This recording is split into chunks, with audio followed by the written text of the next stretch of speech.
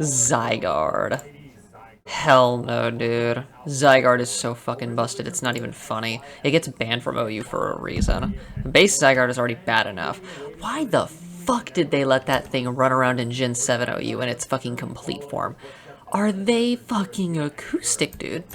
What in the hell? Who the fuck would let that monstrosity run around in OU? What the hell? Am I going insane? Why is my volume off? What the fuck? Hang on. Give me a sec. Oh. Okay, cool. Yeah, naturally. The fucking textures are... Dude, is that like a bug? Is that a bug? Why are my textures not working? Am I going crazy? It wasn't fucking, like, it wasn't, like, doing the thing. Like, what? Why was it not playing the texture music? Like, what the fuck? Now, base Zygarde in Gen 6 was not that good. Okay, there you go. Not sure what the fuck that was, but whatever.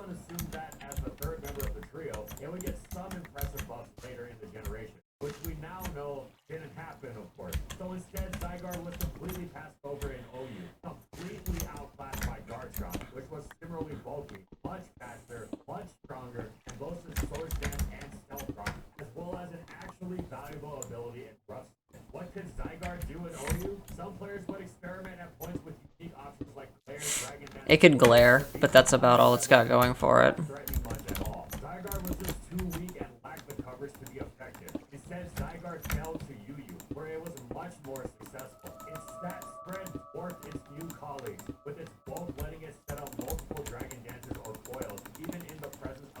Jesus. What the fuck? No, stay back. What the hell?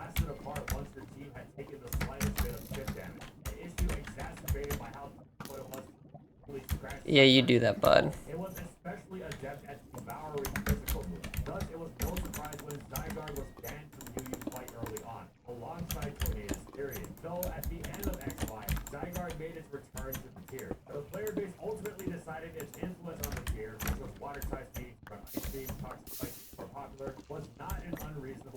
Ooh, emeralds, oh my god.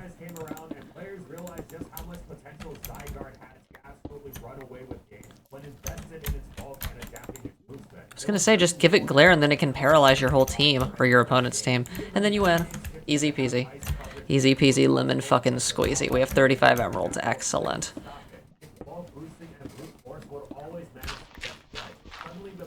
We'll have to go back up once I run out of Dura. I don't have a choice. I don't want to get stuck down here. Fuck that shit, dude.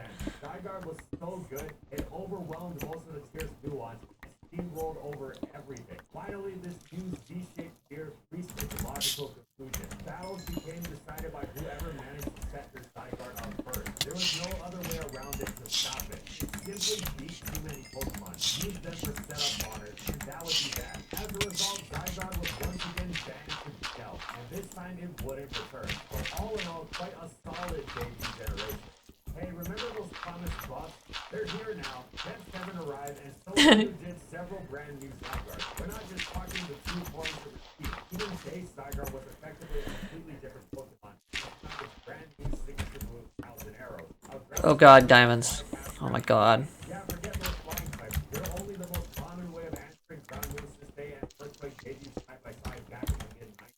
Thank you, night vision.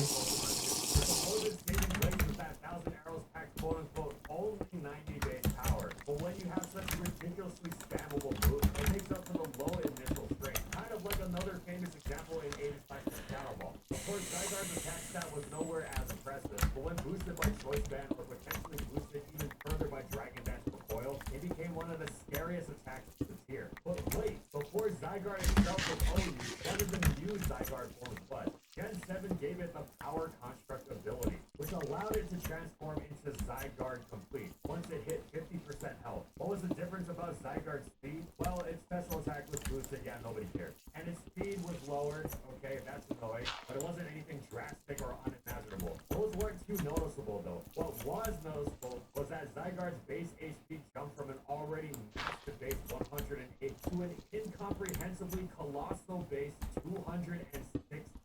This was the fourth highest in the game, only behind Guzzlord and Listen, Zygarde was already incredibly bulky, but in its complete form, it was just absurd. For just one quick go-to example, it could effortlessly survive various Draco Meteors from Latios. Zygarde's seed devoured absolutely every attack in OU to hilarious effect, and used this to become the scariest boosting sweeper around. Why the fuck did they let this thing in OU? It has 700 base stat total. What the fuck?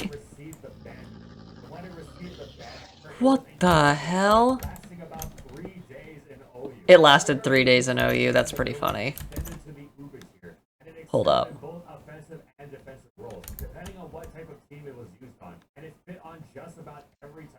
Did I hear that right?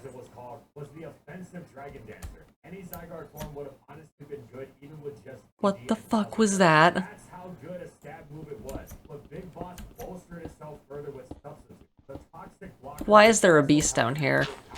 Oh god, I found the big boss of the caves.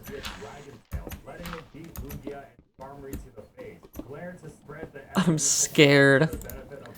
A mine shaft, interesting. Are we even still in a fucking... Leftovers were the go-to, but it could also overcome its low attack stat with the Z crystal, usually Groundium Z, with a boosted tectonic rate particularly useful for ripping through Sturnius, but would drag... Is that a minecart? I'm mining gold. Oh boy.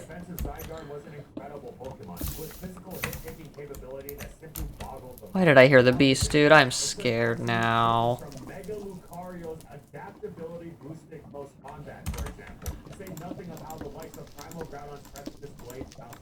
It could use this capability for a slow setup sweep using foil, or it could go all in on support with sweep talk, ensuring it was still active after... Redstone, that's a first. I haven't gotten redstone on one of these chests forever.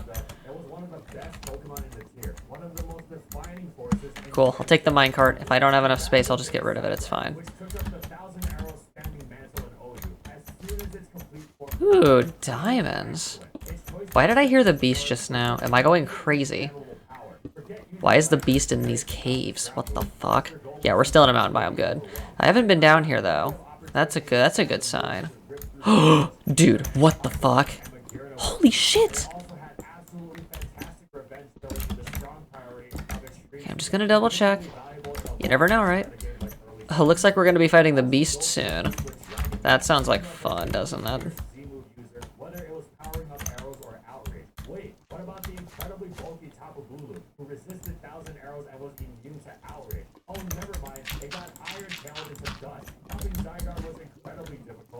Where is the beast? Why did I hear the beast? Am I going crazy? You all heard that too, right? Like all the 15 people watching this, you all heard that. What the fuck? Why is the beast down here? I don't understand why? That's absolutely horrifying. Why is he down here? How did he even get down here in the first place?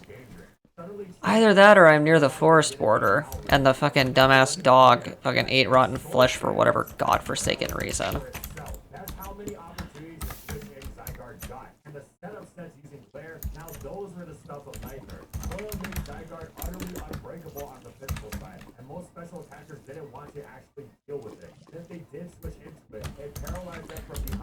Ice Beam barely even scratches Zygarde's C, dude. It's honestly just laughable at that point.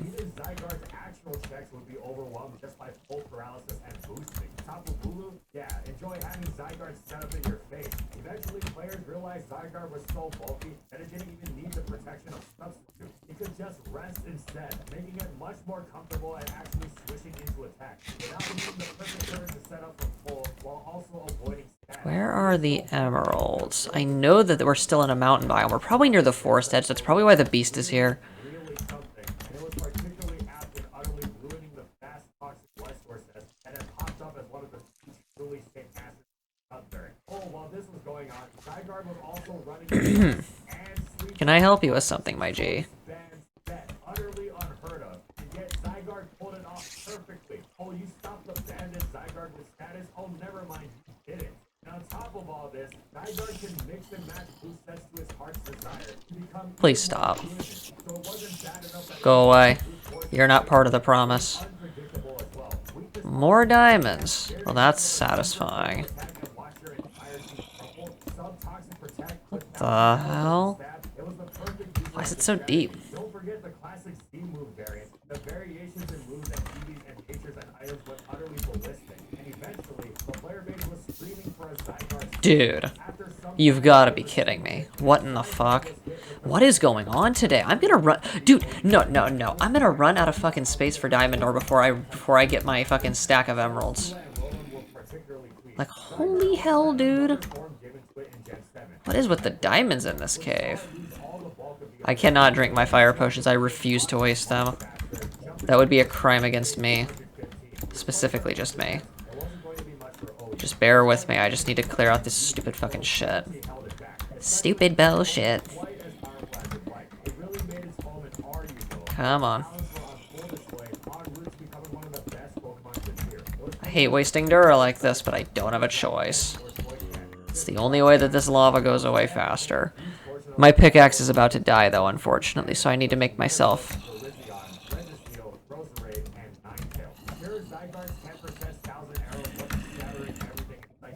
I'm gonna try not to dig as much.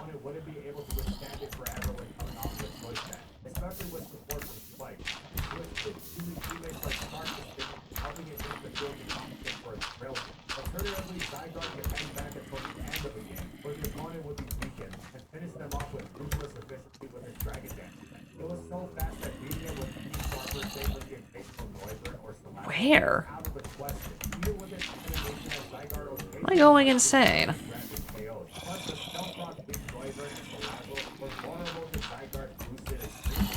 Please go away.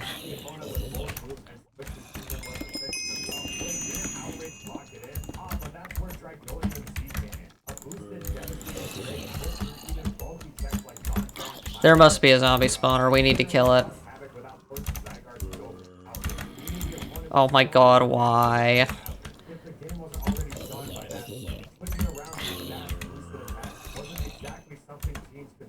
Thank you, bottle.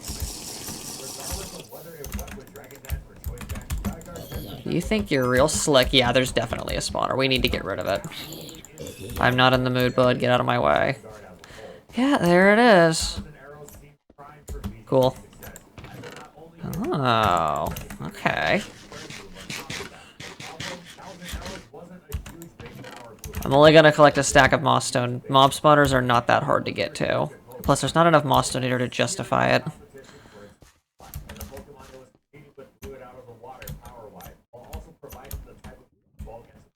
Now then, where is the exit for this mine shaft? I mean, I could dig my way out, obviously. But I don't want to dig my way out. How about that? Please get out of my way. Please. That's all I ask, just stay out of my way and I will not kill all of you.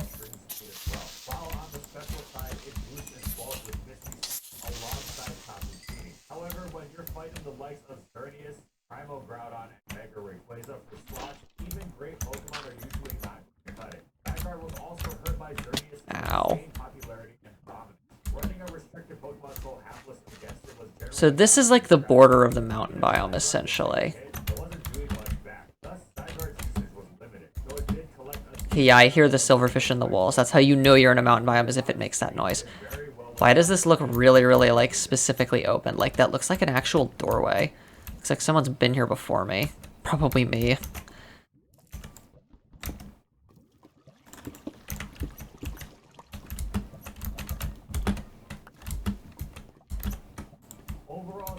I'm gonna run out of space for diamonds, dude. What the fuck is going on? Upon returning to Generation 8 in Crown Tundra, Zygarde was briefly allowed in OU once again. Though not in Nope, it's gonna get banned. There's no way. Bullshit. allowing base Zygarde, though, nothing crazy about that at all. Surely it wouldn't proceed to do exactly what it had done before, and it got banned. Turns out it did exactly the same things it had done before, minus speed moves. But Zygarde didn't need those anyway. Once again, it choice banded and dragon danced and cleared and coiled its way to victory with absurd ease. 1,000 arrows letting it all the flexibility. Please go away. Where's that bat? I need that bat now. Bat. Are you feeling very batty? Zygarde complete return to Uber. Once again, oscillating between physically defensive foil rest sets both teams, providing an incredible Knew it. physical attack Give me those wings. Fucking chicken. Give me those chicken wings. for the long term, and more offensively invested sub-key variants for faster play on more aggressive. So even these sets enjoyed an inverse nature and defensive investment, as it allowed Zygarde speed to set up more easily. It did incredible things like having substitute survive Brave Birds. Is there anywhere else I can go in this mine shaft? Or is it just going to be a dead end after dead end? Oh my god, stay back. I could hear him, dude. Oh. Thank you, Creeper. I appreciate the tip-off.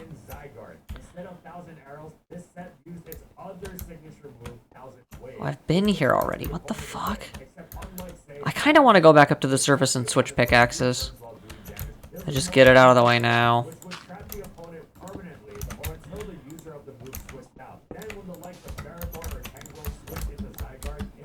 It's like there's nothing here for me, dude. Like there's just no emeralds right now. Emeralds. And I can't strip mine anymore. I need to go back up. I cannot let my pickaxe get too low. It was a little more heart-shattering than having a 1,000 waves you on the switch realize what was about to happen.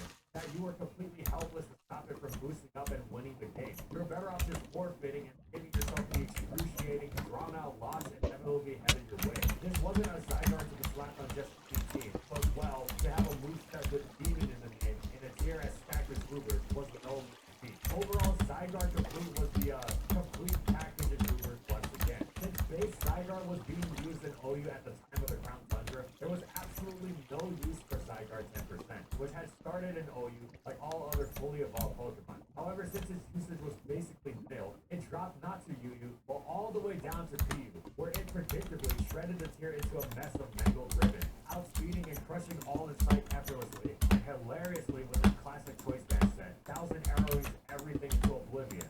Actually, didn't PU have Tangela? Wasn't that a counter? Yeah. Ooh, a cave, you say? I haven't explored this yet, right? No, surely not. Out of my way. Go away. Please go away.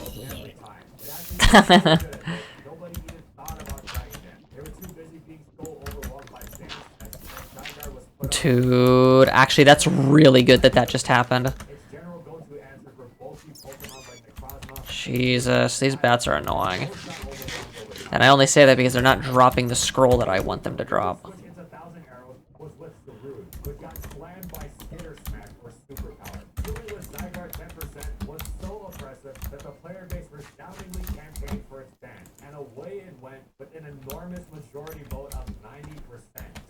Dang, a 90% vote to ban the little bastard.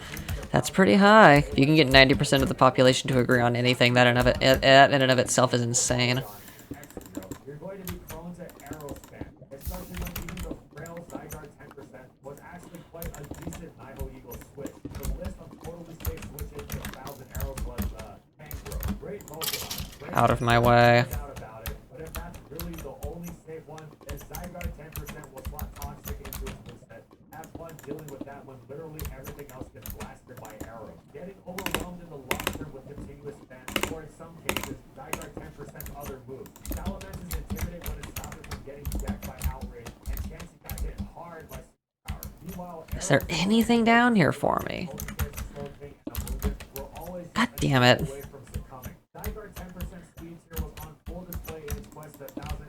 Whatever, I'll just go down this way, I guess. Hopefully there's at least, like, some emeralds in here. Well, it looks like I haven't been in here yet. Please go away. Are you shitting me? Did he really just fly over the freaking lava?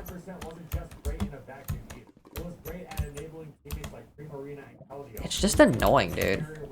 Like, why? Stop resisting. You're not getting away regardless. I hate that they're not giving me my scroll. Once I get that scroll, I'm never killing bats again after this. God damn it.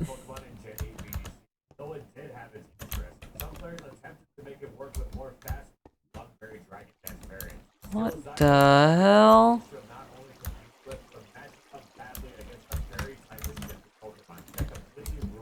I'm gonna at least label that so I know that I've been here. Thank you, night vision. God damn it. Gotta be honest, dude, night vision's so busted. It's so nice.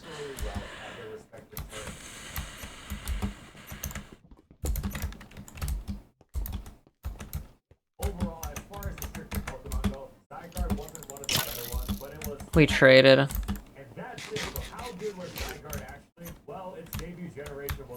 Where are all the fucking emeralds, dude? Like, dog, what in the hell?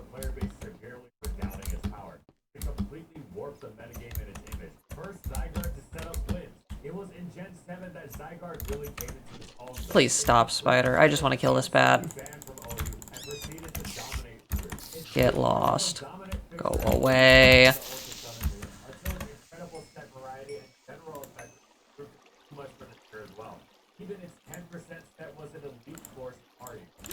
Thank you, Stone. I love you. I said I'd get rid of the placeholders if I didn't need them, and I meant what I said. Are there really no emeralds down here? Am I not in the fucking mountain biome anymore? I feel like I'm not. I feel like I'm in a different biome now.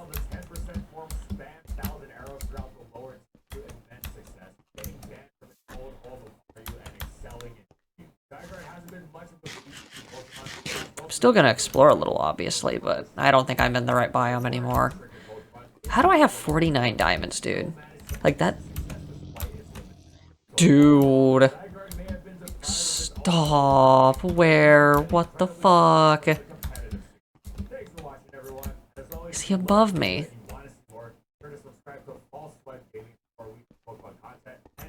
Dude, I don't like that. Do you hear it vertically no matter what?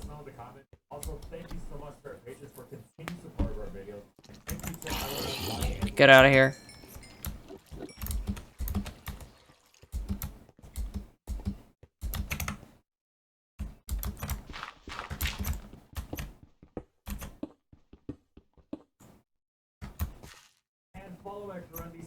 He must be on the surface. There's no way he's in the caves. Bullshit. Shut up.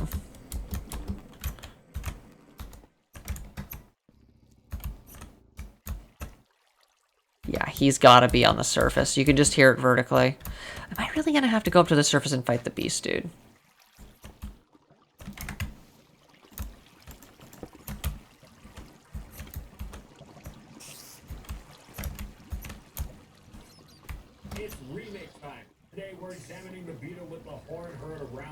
Are there two beasts?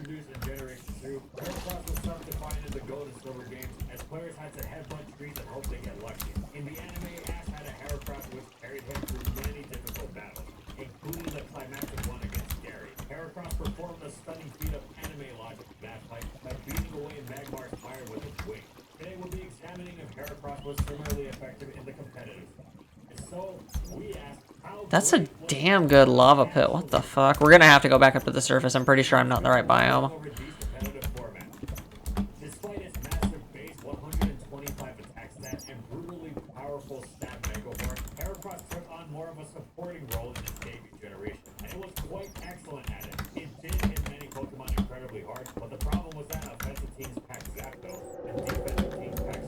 Come here, bat. Come here, please. Please stop trying to hide from me.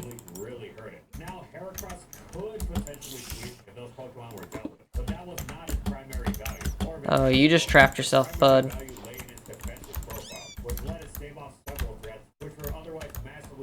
We're gonna have to go back up to the surface. I don't have a choice. There's no emeralds here, and I'm pretty sure I'm in a taiga now. I don't know how I got to a taiga, but I did. And I hear the beast above me, too. Please don't actually be in the caves. Please. If I'm in a taiga, I can get back up to the surface much more easily, though, so that'll be very nice.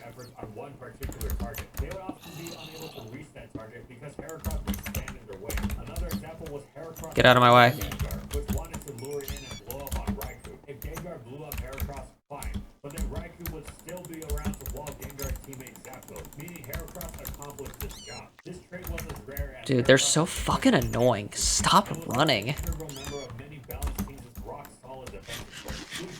At least the cave bats are spawning a little bit more frequently.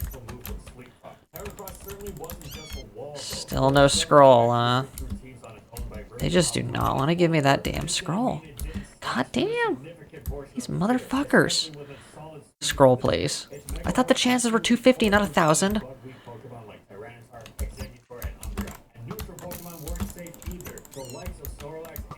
I'm not stupid. Thank you. Thank you, Stone. I love you, Stone. Yeah, you see that reaction time? That was some fucking good stuff. Actually, wait a sec. Let me get all my stone. Hold up. There we go. Dude, I hear a creeper. Where? Where is he? Go away. The fuck out of here.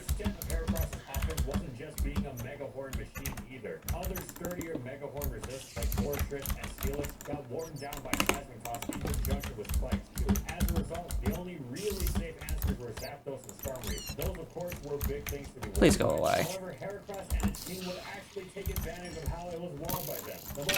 Get out of my way. Dude. Stop. What the fuck? Where is he? Where is he? Where is he? I want a fair and square fight. Come here now. Oh god, what the fuck?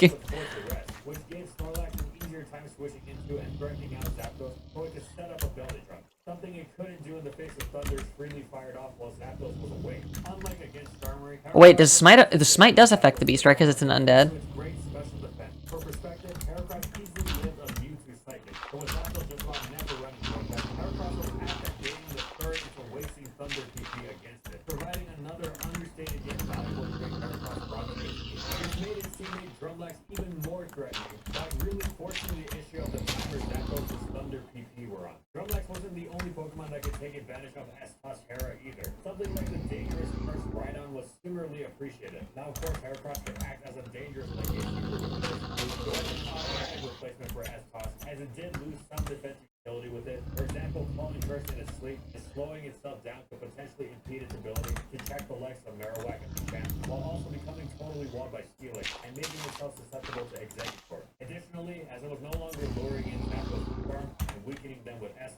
Oh, there he is!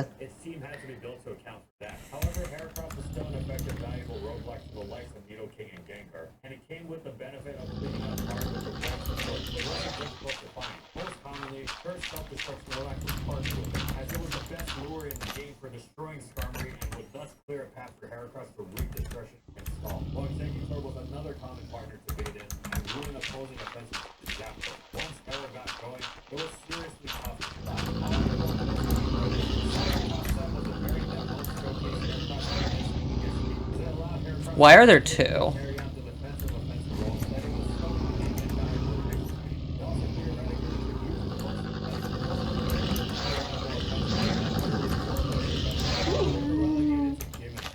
Did he really just throw? What the fuck? Are you shitting me? I was gonna try to fight him all fair and square. Whatever, I don't even care, dude. He ruined it.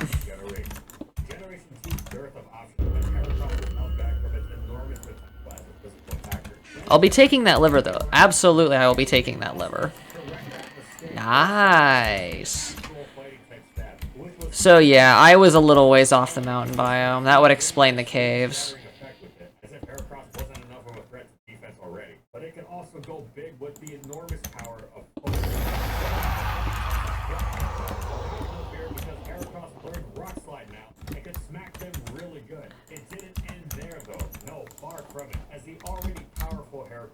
Yeah, we cut into the fucking taiga a little bit.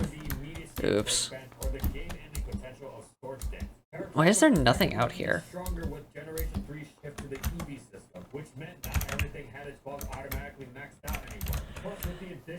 Where's the dog? Oh god, he's pissed. No, stay back.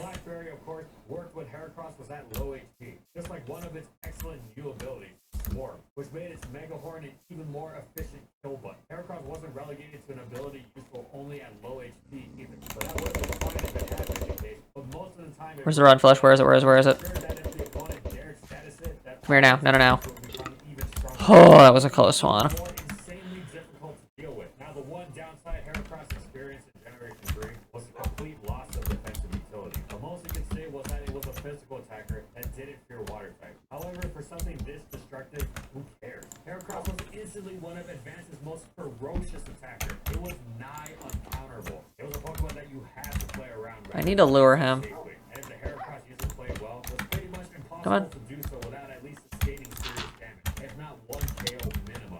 Cool, whatever. You do that, bud. I threw a fucking snowball at him and now he's pissed. I need to lure you into the mountains with me. Uh-oh. He's gonna be pissed too. Please go away.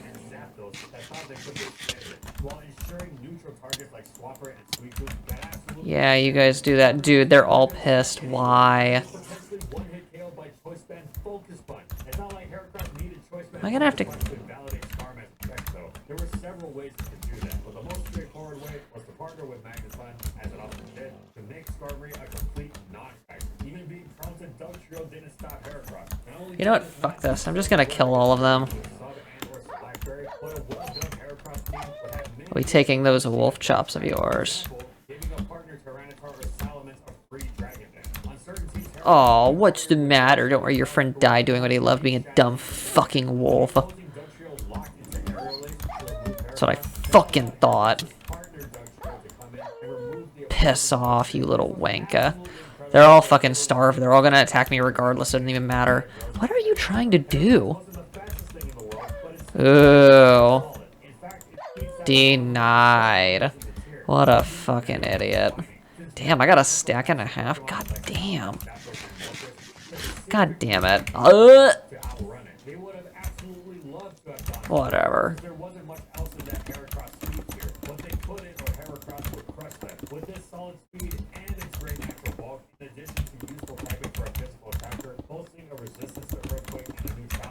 Just need my level 2. That is definitely not what you're supposed to do. Just ignore what I just did. It was not bad. It was not good.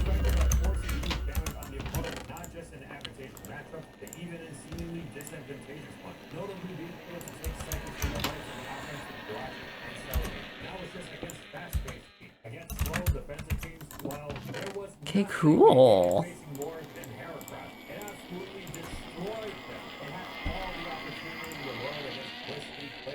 Why am I missing a bowl? What the fuck? Am I going crazy?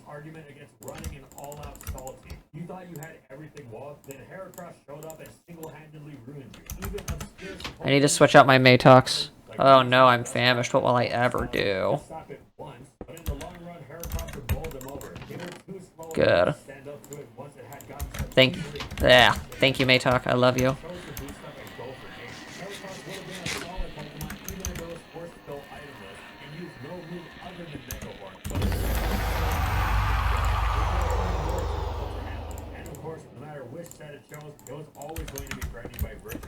So nice that I brought a second one. I have another pickaxe, right?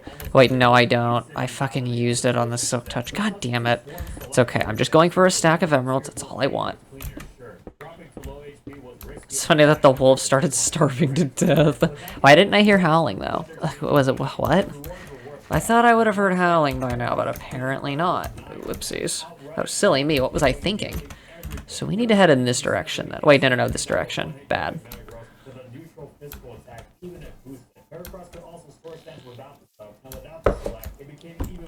Ooh. What is this? Thank you, Night Vision.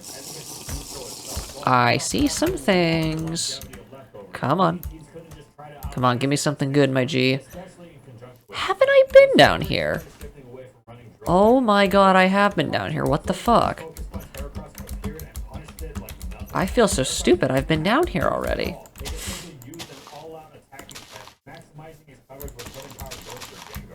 I don't know why people don't just use Smite against the Wither. It's so much nicer. Okay, yeah, we can't go in that direction. We have to go in this direction.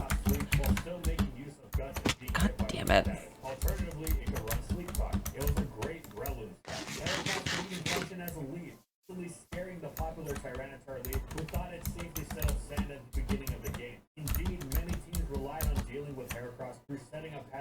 I'm not walking up there. Fuck that. I think I'll pass. But lead Heracross threw a serious wrench in this. The best part was that Heracross can mix and match as it pleased, even toy with other options with great effect. Some focus punch? Sure. Toxic Heracross to I do see a cave though. why not? Interesting. Please be better than the last one that I was already fucking apparently in. Ooh, this is a good one. But under the right conditions, boy could that thing sweep. Quick thought Heracross. Ow. It sure could afford it. Tossing select right on a non-sub Heracross to take advantage. Go away. Get out of my face. Sure. Is there a zombie spawner again? Okay, never mind. Apparently there is not. Salamence? Yeah. Heracross was one of the single most dangerous Pokemon in advanced OU and was massively defining and influential. There's no bats down here yet, though. Heracross was considered so dangerous as to be ban-worthy from OU.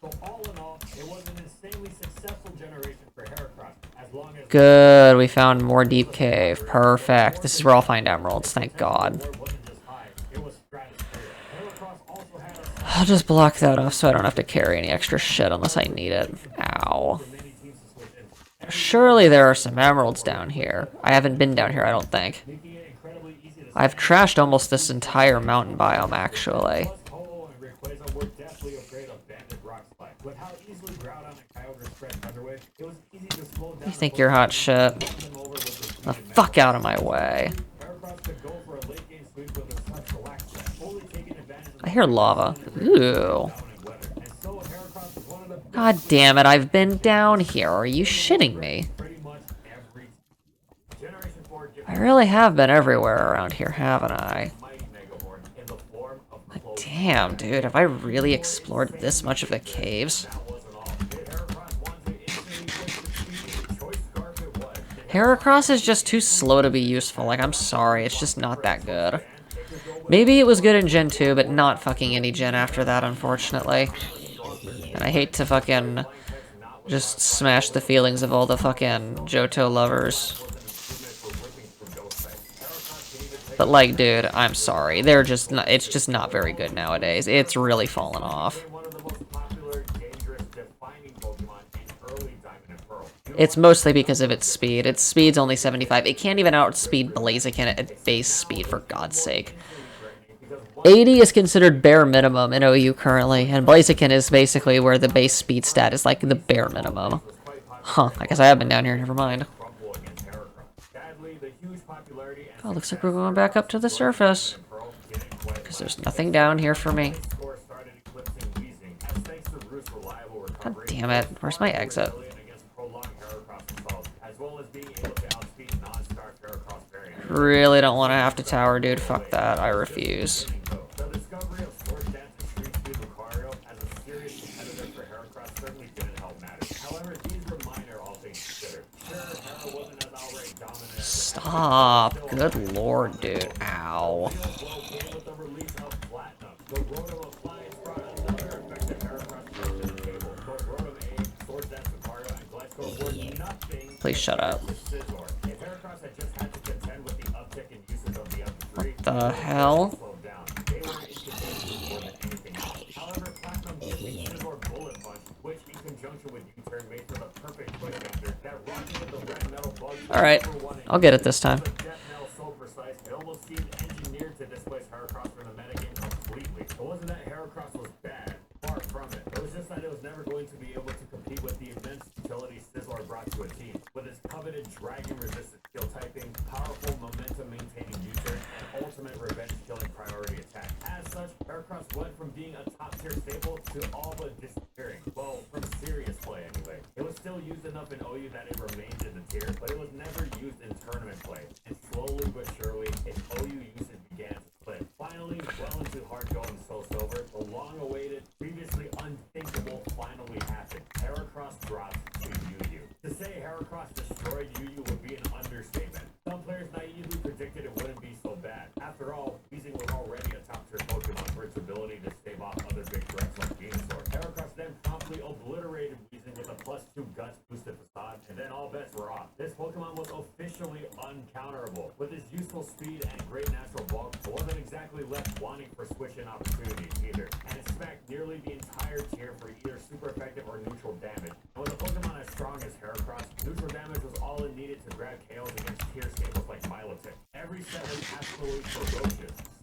Oh, I missed a spot. Okay, cool. We got all of our shit. Go away. Yeah, we're gonna have to find a different spot to mine. I've already been here. I didn't think it was possible, but I've already mined in this area. Please do not thunderstorm. It eventually found a resurgence in OU. Not quite enough to become a true OU Pokemon again, but its niche was legitimate, and it saw tournament success for the first time since Diamond and Pearl. First, Sizzler's usage had dropped off a cliff for a number of reasons. Second, the role Heracross rose to fill was not something Sizzler could replicate. In its desperation to handle the externally exasperating Breloom, the player base turned to Heracross. I really do need to be using slabs. Like, I'm being honest here. I'm being such an idiot. Stop. Watch this. It fucking crushes the flower, dude.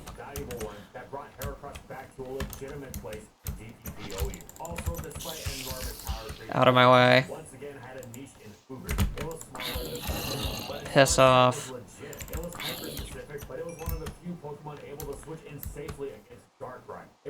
It's a nice slope. You know, I don't really know what I expected there, but whatever.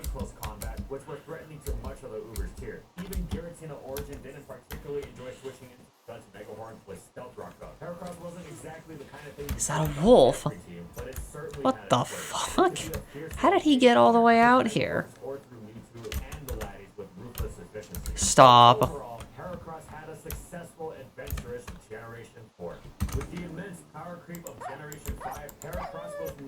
Please stop.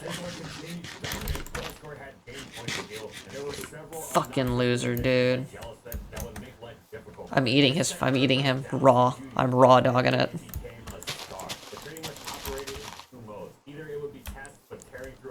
Let me see how bright it is. I think it's a full moon, right? Okay, never mind. Apparently it's a crescent moon. I'm gonna bet money at fucking thunderstorms. Especially because it had never been easier to circumvent its limited defensive profile. It could hit the field easily thanks to the many hilarious. Now tell me a joke that's actually funny, please.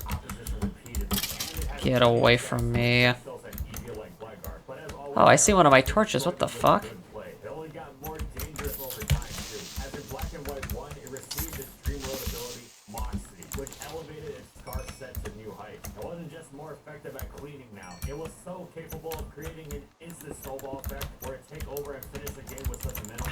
Get away. Good lord, dude.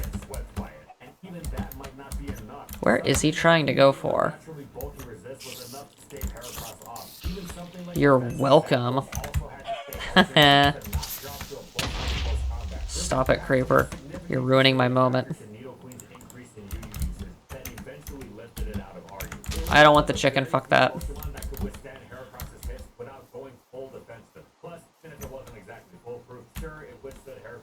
Okay, see more of that.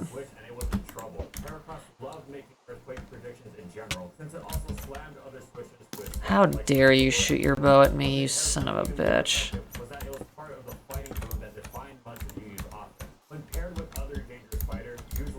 What the hell?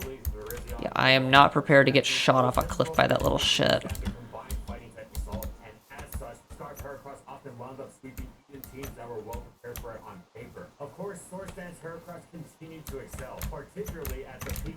That would be so good for nightmare mode, dude, no joke. Let's go this way. It wasn't just a stall killer either. Since it also ran guts, it does completely turn the tables on would-be answers like Cofferburgess and Sableye, and was just a fiercely effective attacker in general. The fact that such I'm gonna aim low. Pokemon was often overlooked was just testament to how obscene Just in case, you never know. it's not often that Star Pokemon are also among the most threatening Thank you, Bono. Pokemon in the tier, but that's exactly what Heracross Piss off. Perfect, I got a nice little section. Please stop. They're so annoying, dude. Spread, rock, and fire moves have made it so only the most exceptional insects are able to find a place in VGC greatness. Scizor, Volcarona, Araquanid, Escavalier, Durant, Shedinja, most of these bugs have some sort of unique trait to set them apart, be it Wonder Guard, or Water Bubble, or Technician Bullet Punch. It's a rough ecosystem for the bug set. So what sets Heracross apart? Well, how about 125 base attack, one of the best abilities in the game, and access to God stat damn it. Yeah, that's pretty good. Heracross has plenty of things going against it in BGC. It's not particularly fast. Its defenses aren't that Trick Room would be better for Heracross and BGC.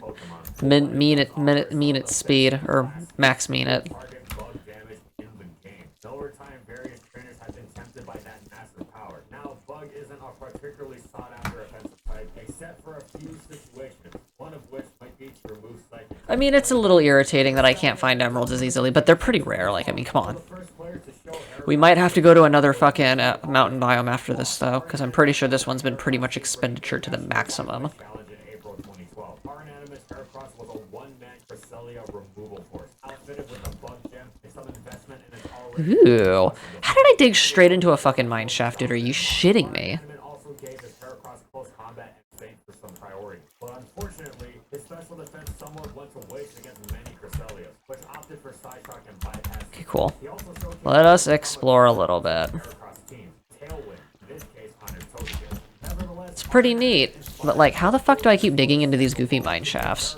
Ooh, emerald, I see an emerald. Give.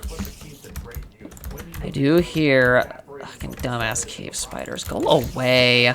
Stop.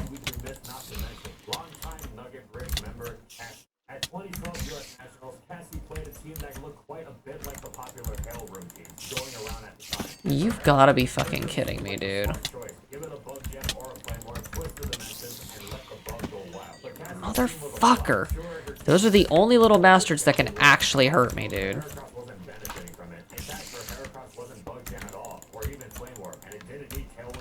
Yeah, I'm not going to get distracted by these tarts. Fuck off, man. See you later. Please go away. Dude, stop. How the fuck, dude? Go away! God damn it. Really? Dude, I'm getting trolled by fucking spiders right now. Oh, that sounds like fun.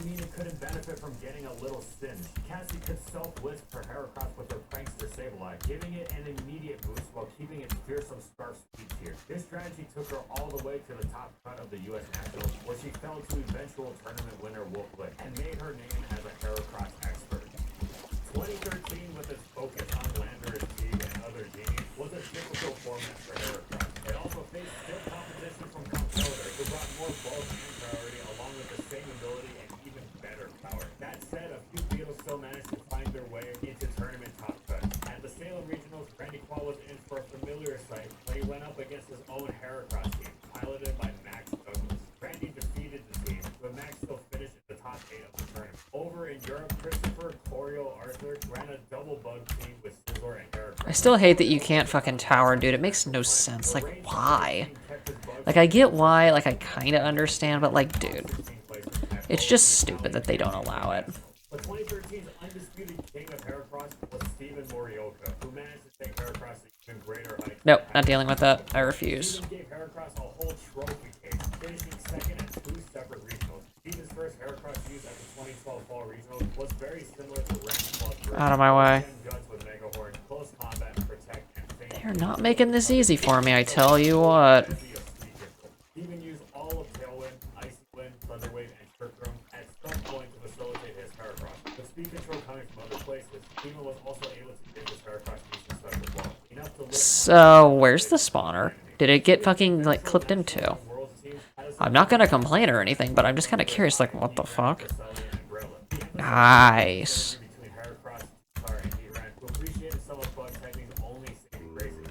Have I really already been down here, dude? Are you shitting me?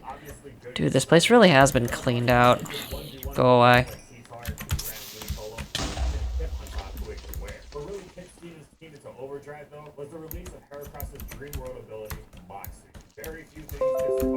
Please stop.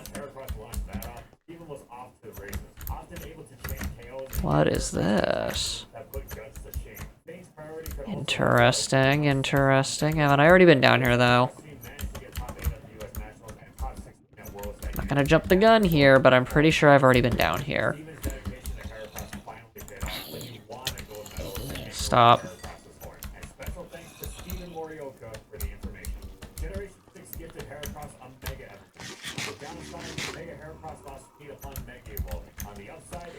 more than fast enough to Terra always did best. Bust those slowly bulky Pokemon. On another upside, it also gained a Ooh, I hear bat. Where? was immensely valuable in allowing it to tank hits from faster threats it wouldn't have outsped anyway, which actually increased the number of Pokemon it could go toe-to-toe with. On another Dude, I hear a creeper. Where is he? absolutely obscene base attack loop, which made the term overkill seem like an understatement. There was absolutely nothing it couldn't rip to shreds about a million times over. And if that wasn't enough, its new ability was effectively a power boost as well. Sure, losing Gust was unfortunate, but skill link guaranteeing 5-hit Pit Missile and Rock Blast meant that Mega Hero was hitting harder than it could with Mega Horn and Stone and with more accuracy to boot. Of course, Mega Hero was What the hell? around that was not Oh, what do you know? unlike its main competition, Mega Metachan, it could Earthquake Ace Splash with Dust, giving it a significant advantage in the X-Y metagame. And there was another fierce Mega that Heracross competed with similarly obscenely strong Mawile, whose Just want to make sure.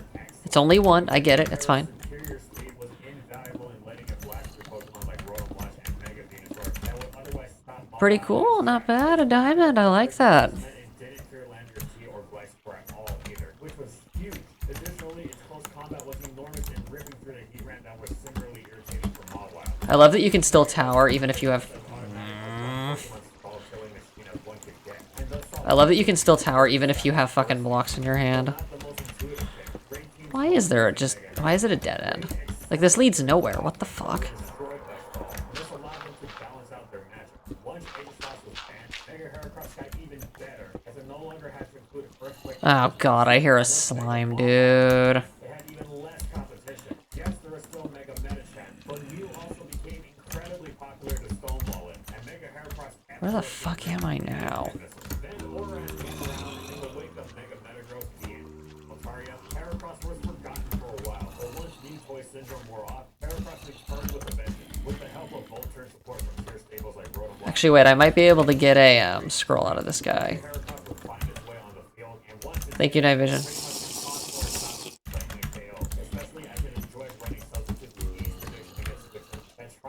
Where is it? The protection against burns from a little mole of skulls certainly didn't hurt either. Clefable had become one of the most popular. Am I going insane? Where the fuck is this slime? But it certainly wasn't taking on Heracross's insanely powerful Rock Blast. It was an immensely reliable wall breaker against pretty much anything it would face. Now Heracross wasn't the most flashful Mega around, but it always had its Don't you dare. or Spike's balance was not too comfortable. Hero would show up and wreck them. Plus, even against offense, Mega Heracross's fantastic bulk and useful typing ensured it would be able to, at worst, Where? superior instinct, trade What the hell? better than most dedicated. Why is there a slime in here? Heracross was an understated but always effective piece of Boran Oath. Regular Heracross returned to you, and there it was excellent.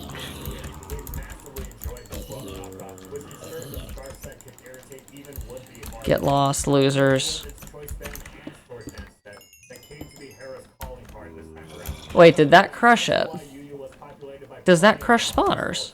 and Hera showed spreading them to ribbon. Then, by virtue of Mega Hera's success at OU, Heracross moved up the usage and left Yu Yu for a while. But then Oras came around and made Heracross return to rip Yu Yu. Ooh. It was always there, reliable and ensuring defensive use never got it out of hand, and thereby cementing a solid place for itself in the tier. However, it was during her television the terror that Heracross really began to shine, using the leftover Swords Dance set for several notable I will gladly. I'm only gonna get 2 stacks of moss done. I don't want to get any more than that.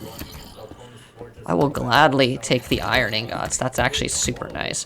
If you were to find this in early game, dude, you would be set. You would have basically a free Iron Axe right there, and you could fucking tower or something. would clutch the Mega Horn and could tear through Crobat with a Stone Edge on the switch. Plus, unlike Kong, who had to use Choice Band and had good predictions to do so, Heracross did this while maintaining the excellent longevity of leftovers. Furthermore, Heracross could itself act as an offensive tech to Kong. Eventually, Conkeldurr was banned, but Heracross maintained its use as a valuable balance breaker in Ooh. Okay, this was worth it. Sixth generation was another excellent one. I don't need the feathers. I think we're good.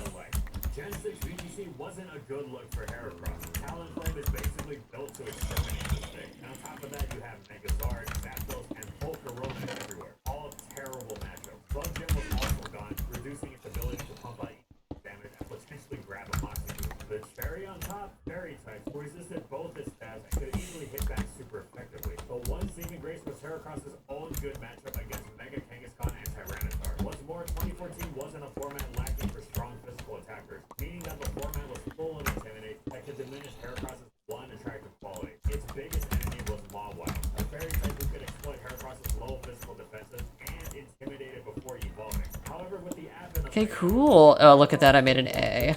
A. You love to see it. Ooh, emeralds. I see it. You love to see it. There's 2. Oh my god. attack stat, right? Its skill link, hit missile is 5 more base power and 10% more accurate than Mega Horde. And you get Rock Blast too. And yet, despite more valiant efforts, Please go away, Creeper. I do not want anything you are trying to sell me. it simply wasn't worth using a Mega Frost for. And the 10 base speed drop really hurt. What's more, one of Heracross's best qualities as a will-o-wisp absorber. A trait completely Nope. Get out of my way. skill with. You can see this reflected in 2014 results, where Mega Heracross only had a single notable placement. Courtesy of the intro series. Piss off, you grossy little wanker. In order to access Mega Heracross's massive power, the intro paired it with Tailwind Talent Flame. But the more You know what? You do that, bud. You do that. all regular Heracross I'll just let you do your thing. How about that? I hear about where? with good old Star Heracross that resulted in an 18th in Long Beach and a 12th in Missouri. But Please come up here, bat. never cut top 8 and the event, daunted by the unfavorable meta. And special thanks to Len Oh my god, he's trolling me, dude. done with Heracross yet, though. He brought the BO back to Mega Force with Nationals in 2015, this time placing 18th in Germany. And over in the UK, Ethan Hall managed a 20th place. However, these were Heracross's only places I just want the Batwings. last year that all was at 6, and it had no place in the 2016 restricted meta. With Generation 7's infestation of fairy types and general sense of Please go away. the initial lower usage was predictable. But then again, How did he even get down there? the very concept of having Mega Heracross in Yu-Gi-Oh! Was mind-boggling. It was briefly reconsidered for another trial, but then the player base resoundingly agreed that that would be ridiculous. Amusing though this was, it did potentially leave Mega Hera out to dry if it couldn't find an OU. Fortunately, that wasn't the case. I just don't want to scroll, please. Eventually shifted towards Poke teams with Ow. unbreakable cores, until Mega Hera showed up, that is, and dismantled them after Looks like I have not been to this part of the caves yet. and punished such teams ruthlessly, even more so than Mega Mawile, since it didn't fear Blackstore and Master Zone at all. It wasn't even Oh, he's suffocating. LOL, what a loser. Mega Heracross was Am I really gonna have to go up here? Come down, bat. Now. Get down here immediately. seen alongside Tapu Fini, whose I wish I had like a projectile or something, like a bow. status, thereby allowing it to care for prospects and friends with maximum efficiency.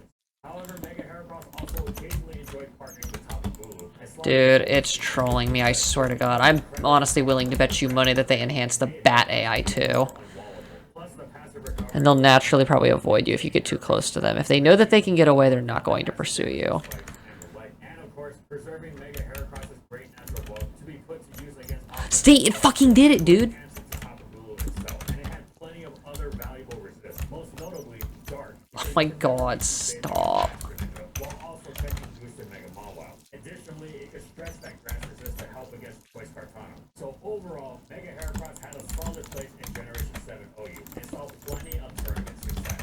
Meanwhile, regular Heracross dropped to RU again, a mind-boggling concept. Sure, there's power creep, but how did it not just destroy the whole tier? Oh wait, that's exactly what it did. With its Choice Card and Flame War special alike, the former was a strong What a fucking loser, dude. That's what I fucking thought. They're so annoying, dude.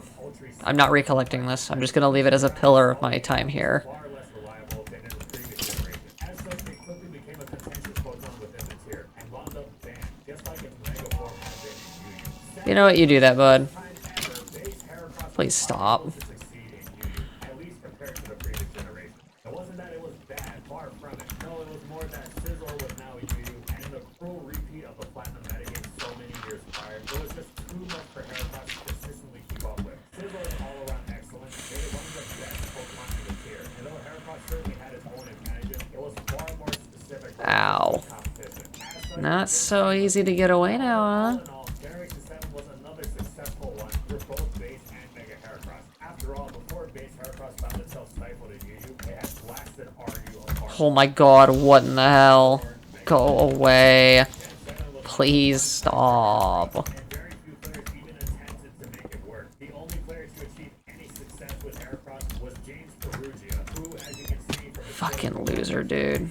channel name, is uniquely poised to chase Beetle Great. I just need Batwings. I need a ton of Batwings for trading. One of his small adjustments was to use a Heracross with Moxley over Guts, and because Whereas rare occasions where Heracross could snag Thank you, Night Vision. as if it needed one. Every single move that Heracross set was 120 base damage or higher, from pin missile to close combat to bullet seed to rock blast. The stab moves are self-evident, but they were quite well positioned to take on multiple Pokemon. Ooh. What is this? Rock type moves should be self-explanatory by this point, and bullet seed was helpful against bulky waters like Feeding and Cash. All in all, pretty good coverage. But with core defenses at lower speed, how does this bug even hit anything? Both teams had two answers to that: Tailwind and Trick Room. Mega Heracross's base 75 speed actually positioned it very well to operate under both forms of speed control, which James said with Porygon 2 and Pelipper. Pelipper's raid also helped keep Heracross safe against Fire Moves, and at that point, all Heracross had to do was get a hit off. Charizard on the other side of the field troubling you, not after a Rock Blast. Snorlax in your face, no chance it was living a close combat. James was able to get 5th place at the Melbourne Open with his team, giving Mega Heracross his best placement ever. Worth it. One day in the sun for Gen 7. Even if I know where it is. We're good. and special thanks to James Ferrugia for the information. Found ya. Took away Heracross's Mega and even Heracross himself for a time. It didn't return until the Isle of Armor, where it settled into Yu-Yu. It was immensely difficult for many teams relying on the standards of Rune, Slowbro, Cobalion core because it handles the Rune and Cobalion well and was a fighting type that tortures Slowbro, as well as its backup fighting resistance Noivern. It did have plenty of fighting type competition in Terrakion, Keldeo, Obstagoon, and the aforementioned Cobalion. Most notably, their higher speed made them much better against opposing offensive teams, whereas Heracross was more geared towards dissecting bulky cores. Still, it had enough distinct valuable advantages to have a legitimate place to do you, such as spikes, which it now received, as if it didn't have enough ways to spread damage onto the opposing team. However, for all its good points, Heracross didn't have enough to be a true Yu-Yu Pokemon, and it fell to Aryu, where it was instantly banned for tearing the tier to absolute shred. For comparison, the meta had struggled to contain the likes of fighters like Beware and Pokemon, but when Heracross showed up, it just destroyed everything. Then the Crown Tundra came around, and the power creep of the increased Pokedex, and Heracross was no longer blatantly overpowered. So it returned You little asshole. Oh my god, dude. Why? all of Registeel, Uniquest, and Umbreon, which is immensely valuable to have all in one spot. Don't you fucking dare. Are ruined when their heavy-duty boots are knocked off. Heracross itself runs boots a decent Yeah, you do that, bud. Have fun with that. easily hammer away at the opponent, thereby winning its own aggressive Anyways, we got the diamonds. I'm happy. I win. variety of how it can mess with the opponent. A bunch of fucking losers, dude. Work sets facade. They can choose to lace Why do they have to fucking be such a pain in the ass? coverage and control that and focus it with Stone Edge. It isn't just good at beating up defensive Pokemon either. Its useful speed tier places it above common mid-range Ooh, I see an emerald. Circuitry and Metagross, and it is quite a solid overall Pokemon in Aryu. As for Yu-Yu, Heracross maintains a niche in that tier too. Though Conkeldurr remains a massive threat, Heracross once again differentiates itself with a few key adjustments.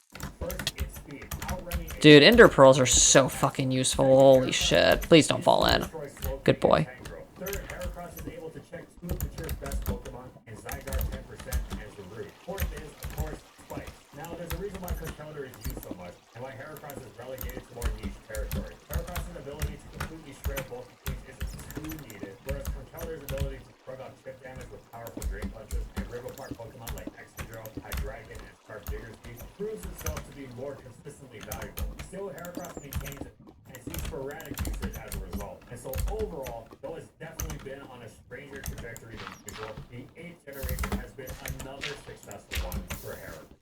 And that's it. So how great was Heracross actually? Well, from generation 2 to 8, every single one has been Dude, okay. outstanding friend. It actually started out as a defensive pillar in its debut generation, but in every generation after that, it's been one of the Nope. pillars of There's nothing over here for me, unfortunately. pretty much every metagame it's landed in.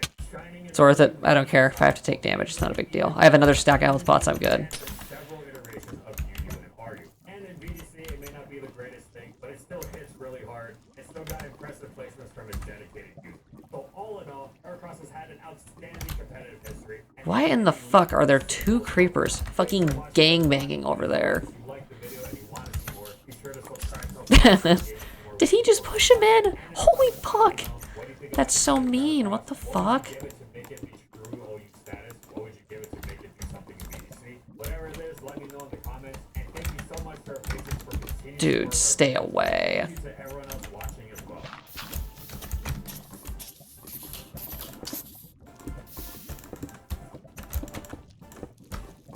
Cool, they're all dead. Damn it. Still no scroll, huh? Follow my crew on these social media platforms. They're just not feeling very generous, are they?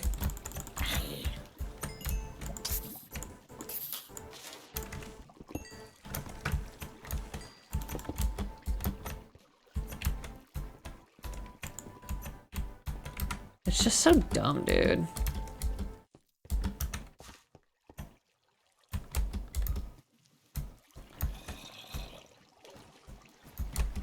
Is there anything actually worth getting down here?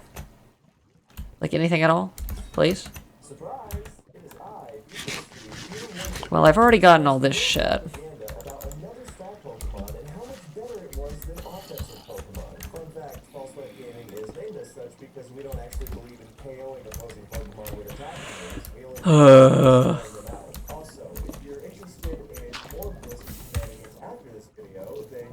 The hell?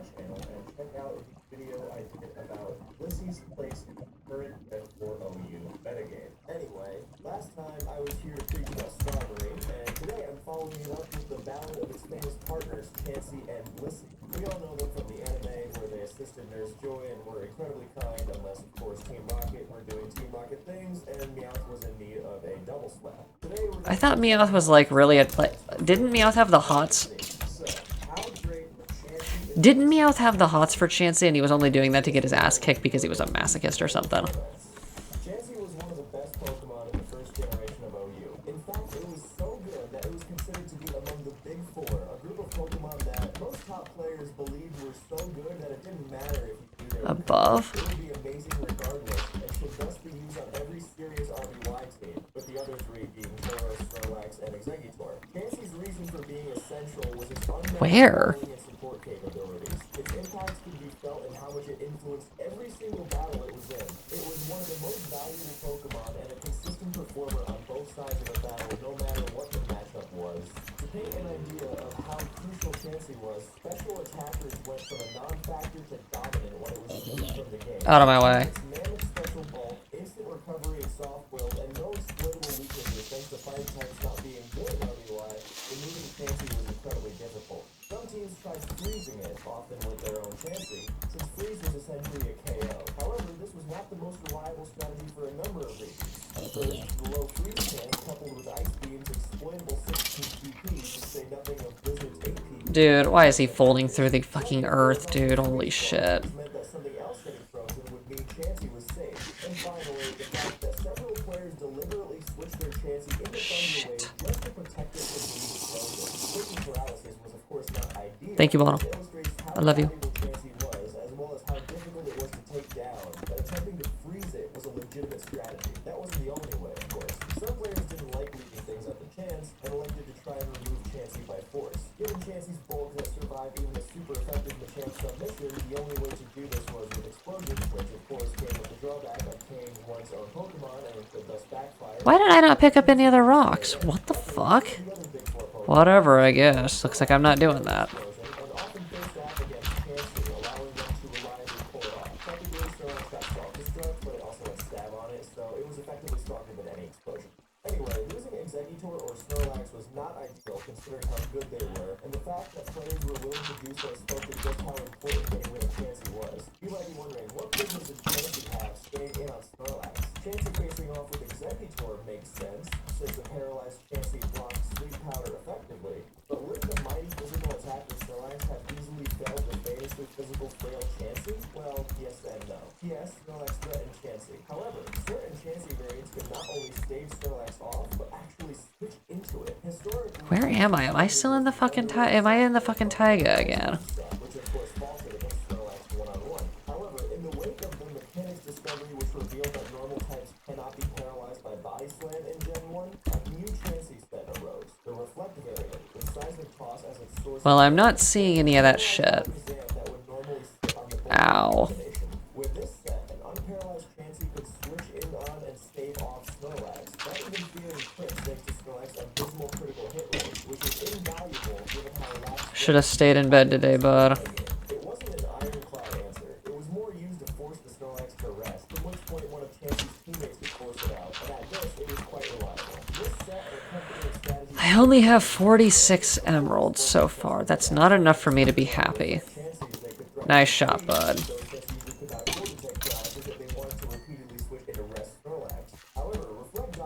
I see one. Wait, no, I don't.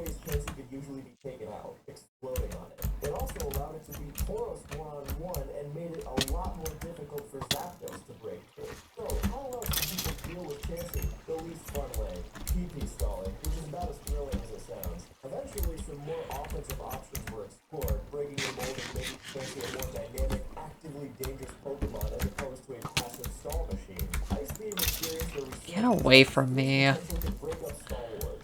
It was a reliable speaker with Sing, even seeing some use as a lead in the popular Alakazam and Starmie League. The many free turns Chansey had allowed it to move repeatedly, thus bypassing its dismal accuracy. Once it Oh. to go, as RBI fleet could last up to 6 turns, making it an effective offensive weapon. Finally, Pouncing would turn the tables on a body slam spamming Snorlax. Some players Stop. on the same set, it was referred to as triple KO kits, as all three of its non-soft whale moves could take out something on the opposing team. Things would sleep something, Pouncer would KO a Snorlax or Tauros, and Ice Beam freezes were also effective way to KO. It just about always got at least one player, usually Sting, but it was not Ew. pull off 2 or even all 3 in the same game. Now, it's usually difficult or even impossible to trace the origin of a certain set back to a specific player who created it, which is why we usually don't reference them.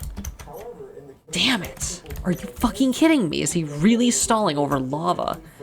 He's the one that's gonna give me that scroll. RBY players, you might also know him as Nick Navarre, VGC Superstar. Fuck off, you little shit. Of course, Chansey could make some I'll be here. I'll wait. Dude, if that creeper falls through, I swear to fucking God. dangerous. His bulking set could trade Thunderbolt for a seismic toss to better pressure Alakazam and so on. For this I'm just gonna defend. reasons we've gone over, They sleep during the daytime, so I don't need to worry about any of that. or possibly even Not doing anything until that lava goes away.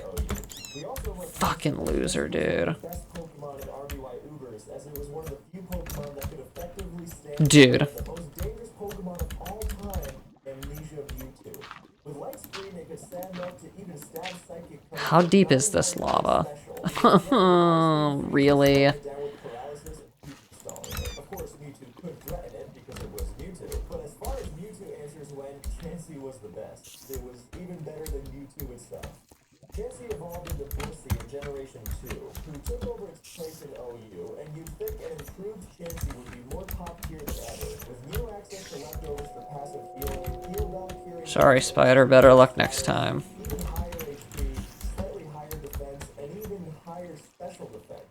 Emphasis on the special defense, because Gen 2 is where the special stats split into, and Blissey received a meager special attack stat, which is probably a good thing, because the idea of Blissey with actual special attacking power is terrifying in this game. Fucking shit, dude. Go away. That's actually a reason why Blissey was not too widely used in GSC. Now, that makes it Shouldn't have let me crit you, bud. That was a big mistake. what stalls more than Blissey? Isn't this the generation where the famously hated Unbreakable Star Bliss came into existence? Technically, yes. I'm sure GSC has many stall teams, but that does not mean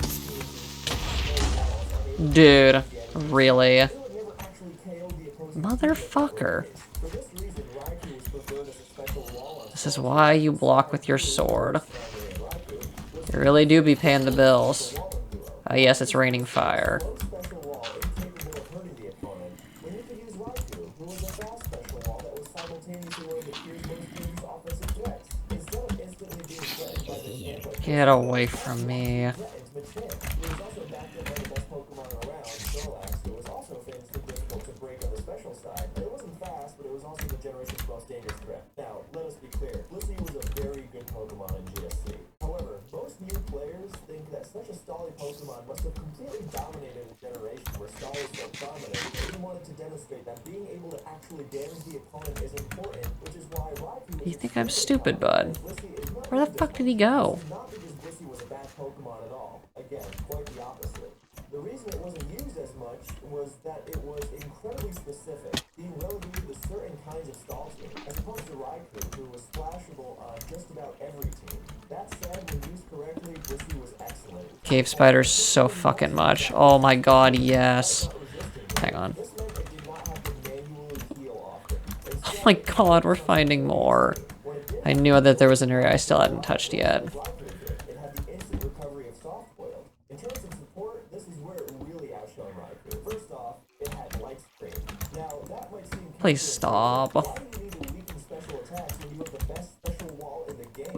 Well, the light screen was not for Blissey itself, it was for its teammates. Now, keep in mind some of the tenets of GSC. Where are the bats? Blissey fit on stall teams. Stall teams needed I don't even care. At this point, I don't even care if I get a scroll per se. I really would prefer if I just get all my shit. These teammates came in the form of Belly Drum, Snorlax, and Sword God Dance. damn it. Those Pokemon did not have as much defensive utility since Wax required Thick Club and was unable to hold leftovers as a result, while Snorlax's defensive utility was limited by Belly Drum halving Are those diamonds over there? to actually be threatening. This is where Blissey came in. Its light screen made No fucking way. start off hits from the legendary electrics, allowing them to blast past them in return. It was a perfect Thank you, Night Vision. It's over in that corner over there. lack of defensive use, and there was nothing sturdier than Blissey. Conversely, Blissey needed teammates that dished out tons of damage. Nice. That was a damn good throw, dude. Ooh, denied. Incredible support moves that Raikou Say, if there's diamonds down there, I'm going for the diamonds. inevitably have to rest off damage they took while blasting through the opponent, and then they were going to be useless for 2 turns if they wanted to wake up, allowing the opponent to do as they pleased. There they are. Not, because Blissey would wake them up with Heal Bell and they'd be ready to smash through the opponent again. Heal Bell support was also excellent for waking up Skarmory, meaning it would not be susceptible to being forced to rest and then getting run over. Did he really just dive bomb into the water? What do you think you're actually gonna get me with that?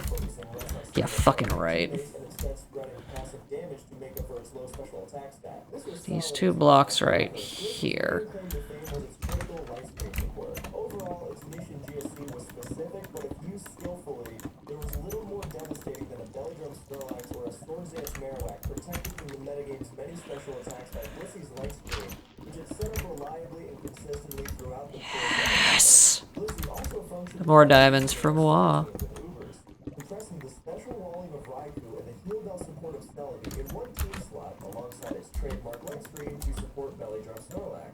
It was an effective check to most Mewtwo, who no longer ran Amnesia but were still threatening. Even if Mewtwo used self-destruct on Blissey, then he wouldn't be blowing up on Blissey's teammates Snorlax or Mewtwo, so it was a good trade. GSC Ubers is also Dude, what the fuck? Are you shitting me? eternally walled the Zapdos that thwarted a cursed Lugia. I see an emerald down there, but that one emerald is not worth it, dude. Like, I'm sorry. Switched in on Blissey.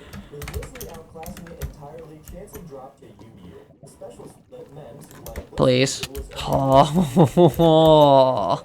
its walling capabilities weren't anything that Pokemon like Hypno and Slowking couldn't do thanks to Sleep Talk alongside Rest, while they could also damage the opponent. However, Chansey did have a very dangerous role in Yu-Gi-Oh! A physical sweeper. Yes, you heard that right. What the fuck? Okay, never mind. Apparently I got an emerald. Nice. Pokemon to stop in the entire tier, with Soft Boil for instant recovery, Heal Bell to thwart status while also supporting its team, and good mono attacking coverage and stab double edge. After a curse, it was no longer threatened by physical attacks, and while it did take several boosts to get to the point where its double edges were actually threatening to KO the opposition, the opponent could do to actually prevent. Why do I have no blocks, dude? Pokemon is a very strange game sometimes, and the fact that Chansey was one of GSC UU's most dangerous physical sweepers is testament to that.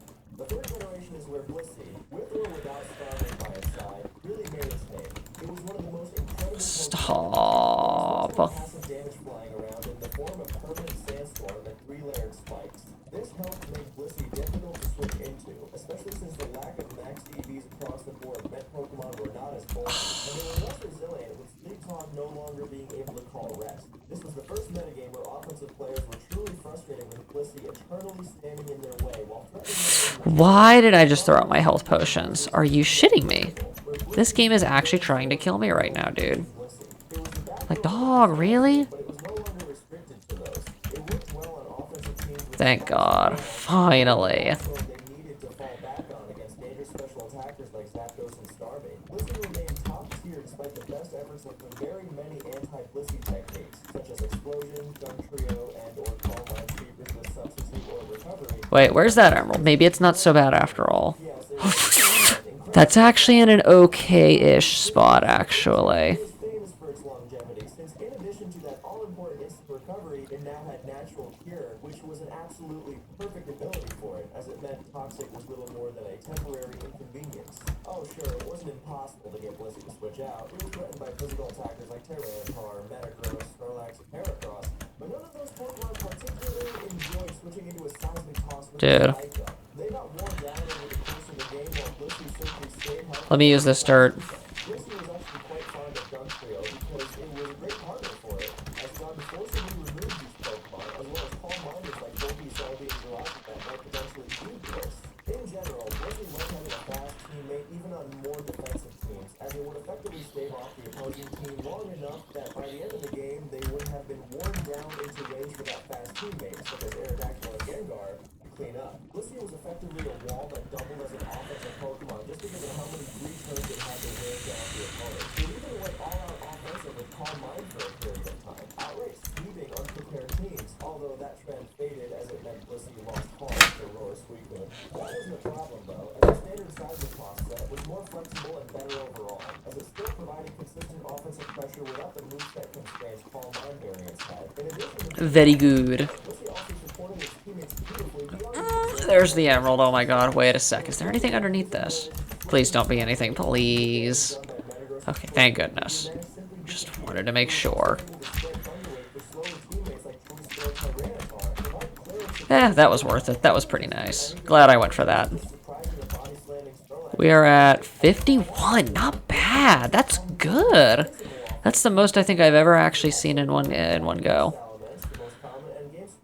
It also staved off Gyarados and packing Thunderbolt, walled Magneton and most Swampert variants, and chipped away at Metagross and Snorlax with Seismic Toss alongside Spikes. Blissey was useful at the very least in every matchup, and often dominated, even when teams went What the fuck was that? for it, and often even against teams that didn't seem like they started with it. Running physical offense and losing to Blissey sounds funny, but it was a regular occurrence. Blissey was without question a top 5 Pokemon in Advanced OU, and many top players rank it even higher. Gen 3 Ubers unleashed immensely powerful special attackers in the Lottie Twins and Kyogre. It's the Laddie twins. Diamonds, oh my god. Really? I just get one? Okay, fair enough. Ooh, emerald, it's worth it. Okay, I see how it is.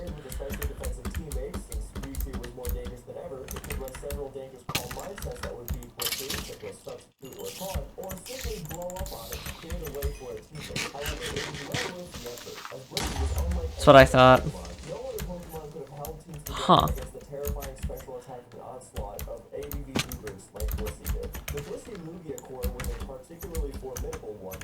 Please stop flying away. My god, no, go away.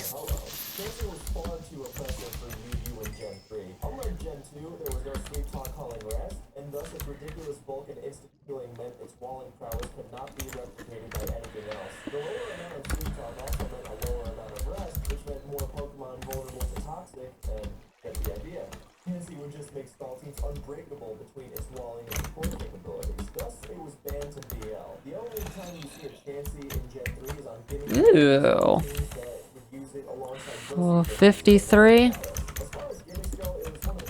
What the fuck? Dude, are you shitting me? Did I really just fall 4 fucking... Oh my god, stop. Stop it. Dude, are you fucking kidding me? Dude, I'm gonna fucking murder someone, I swear to god. Thank you, Night Vision. It's just so annoying, dude. Get away. Just want the bat wings, that's all I care about. The rest of you can fuck off.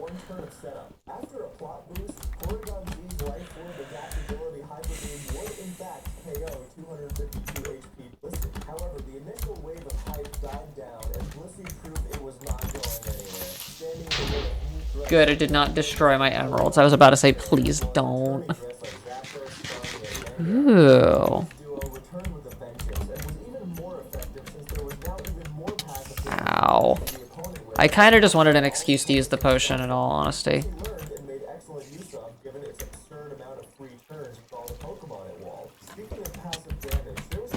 Dude, stop. Many teams attempted to use toxic spikes to deal with Blissey themselves, when if Blissey was paired with a toxic spikes user hear more bats. Where? Is it above me? It is. Special attackers hopeful they'd be able to break past it for once. Scarbless and friends thrive even in the face of anti-stall tactics like Mixed and Fernade. Famed for its ability to instantly cut through Scarbless with its stabs. Okay, maybe it's not. Ooh, wait a sec, wait a sec.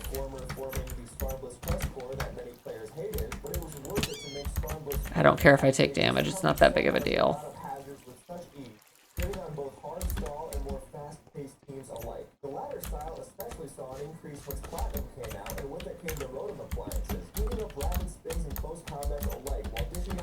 Emerald, oh my god. How did I miss this? I've been here before.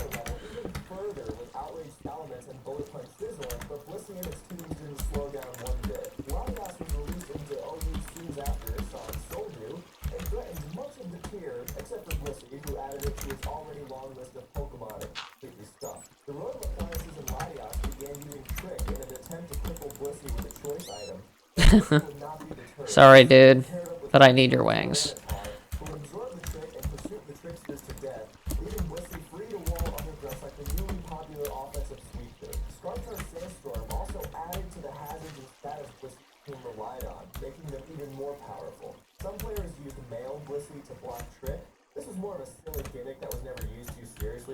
Ow.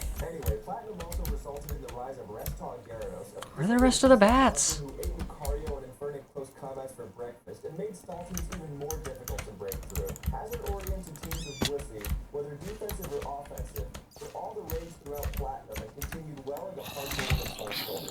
Please go away.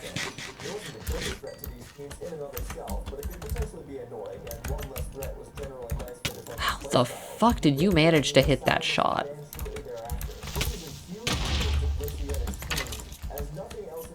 Bet you thought you had me, but you didn't. Hang on, I thought I saw something just now.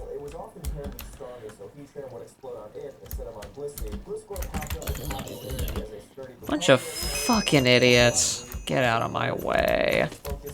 Holy shit, dude. Stop.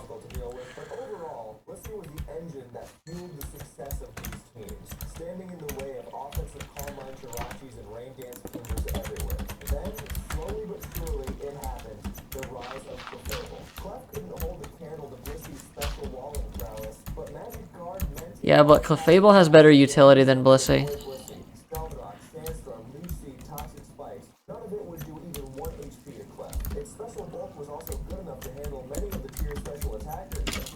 Stop.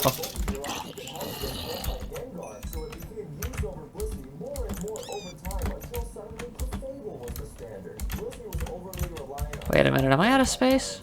Really? I'll be damned, I'm out of space for bat wings. Come here, bat. You are not getting away, bud.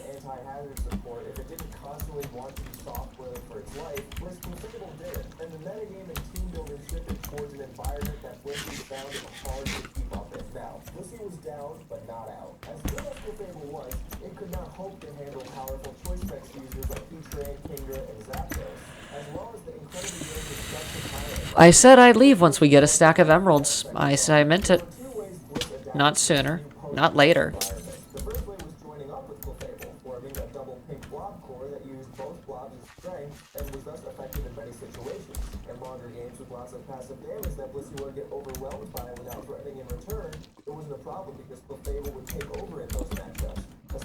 What the hell? Piss off.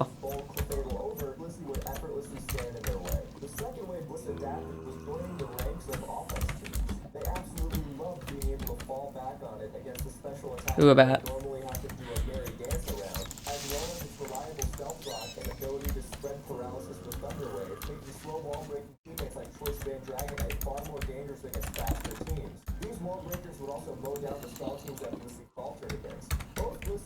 Ooh, an emerald. Oh my god, it was worth it.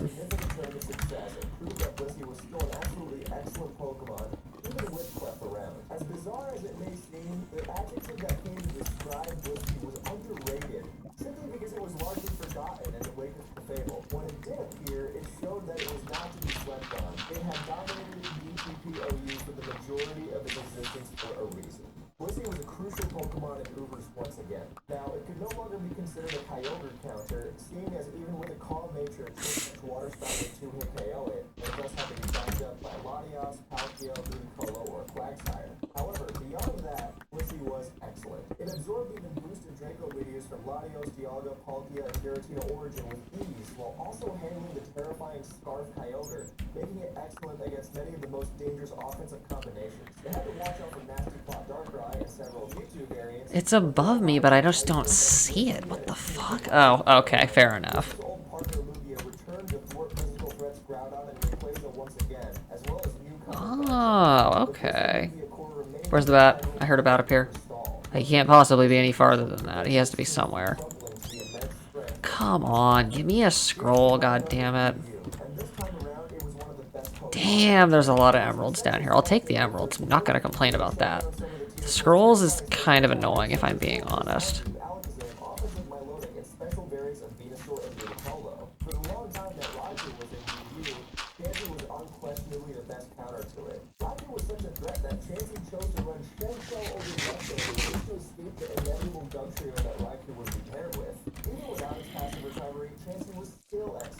It shaved so much of the metagame's viability. Pokemon like Special Glaceon were good on the occasion they didn't face Chansey, but Chansey's prominence held them back like nothing else. Half the reason Glaceon was such a fearsome wall breaker was that it could unleash its stab Fire Blast without being walled by Chansey. In addition to walling an absolute ton of threats, Thank you, Bottle. I love you. This way? Healthy and resilient in the face of opposing attacks. Chansey was so good that it remained top tier for even a brief spell that was Heracrossing dropped to you. Are they below me? Oh. Well, that was embarrassing. Well, for them anyways.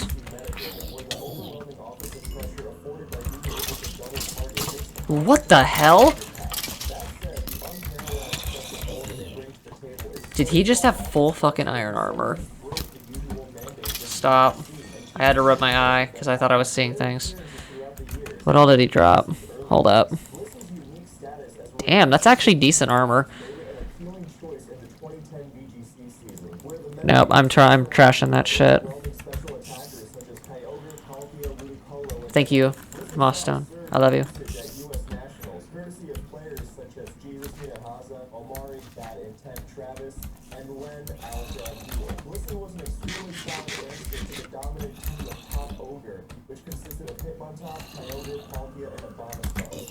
Get out of my way. God damn it. No, this is top strata. I need deep strata.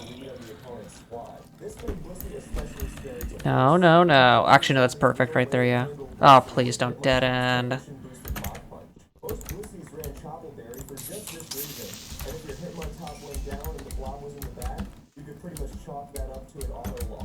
Honestly, considering just how long it took for Blissey's HP bar to go down in the Gen 4 games, you were probably saving an extra year of your lifespan if you just forfeited at that point. The most important thing to remember here is that 2010 had no match timer. The only form of timer was an overall 45-minute timer on the entire battle or set. Matches themselves could take as long as possible. That's going to be important later, so remember it. The Blisseys of 2010 were quite similar to their similar counterparts. Ow. Music and soft boiled were absolutely mandatory to let Blissey have some offensive pressure and keep itself healthy. I've already been down here. What the fuck? How much do I have? I have 59. Dude, I'm so close, it's not even funny. Like, dude. If the rest of your team benefited from speed control, in a really clutch situation, counter could turn the tide of battle in your favor against a physical attacker. That intent ended up placing top 8 at Nationals, and Alpha made it all the way to the finals by winning a semi. How much do I have? 59? I need 4 fucking more, and then I'll go up. Please go away. Oh my god, stop.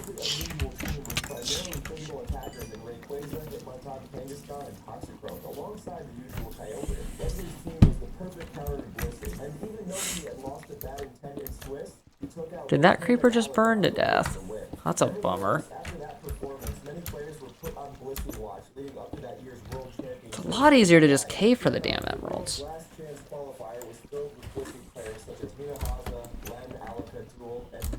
Interesting.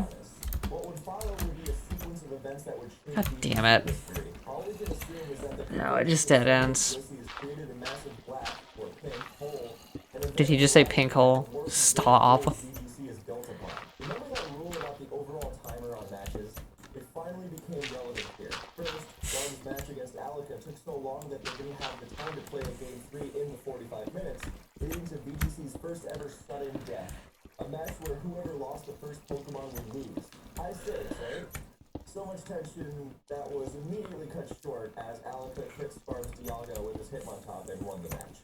To follow that up, Spawn immediately had to play Nidahasa, leading to another Blissey versus Blissey showdown. In the interest of retaining their sanity, both players agreed after round 1 to institute a never-before-seen Blissey clause, banning the pink blob from their battle in the interest of actually being able to finish their best of 3 in time. Clear, however, might have been the agreed-upon most powerful Pokemon in the format, but it couldn't pull that off. Star would take the win, but finished 3-3. Nidahasa, in the meantime, made it through the LCQ, securing his Blissey team a top 16 berth at the championship. That said, Blissey failed to go much further than that at Worlds. The top teams that year had counterplay prepared for the blob, whether it was Ray Rizzo's Hariyama, Yasuki Tojiki's Infernape, or the rash of Groudons that appeared on players' team sheets in top 8. That said, Blissey was a powerful force in 2010, one that changed the metagame in powerful ways, even if it didn't manage to shine at the season's very end. The fifth generation brought an absolute ton of special attacking power, with rain-boosted Hydro Pumps, Thunderous, Tornadus, sun-boosted Fire moves, Chlorophyll Sweepers... Surely I'll find at least one emerald doing this. As it does, Stall rose to meet these brutal attacks, and as always, Blissey was an integral part of those Stall teams. It was especially good because of the new Wish mechanics. In the previous 2 generations, Wish would always heal a flat 50% HP, no matter which Pokemon used and received the Wish. However, starting in Generation 5, the Wish... What the hell? Oh, I thought it was near my feet. I was like, what the fuck? ...no matter which Pokemon received it. This was, of course, incredible when Blissey was using Wish, considering it had the highest HP stat in the game, and could thus often heal its teammates to full, no matter how low they were. For example, its max HP stat was more than double that of Ferrothorn's, so even if Ferrothorn received Blissey's Wish at 1 HP and go back to full health. However, it wasn't just Blissey anymore. Thanks to the addition of a Violite, Chansey became... God damn it, I've been back here too. Are you shitting me? Oh, there's a fucking mine shaft. Interesting. I don't remember this section.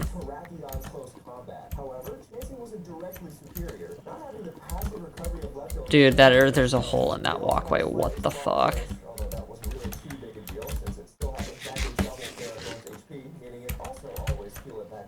Anyway, as a result of the passive recovery and sand conundrum, Blissey found itself on Sandstall teams and Chansey found itself on Rainstall teams. Both were excellent, as unkillable as ever. Please give me an emerald. Emerald, oh my god.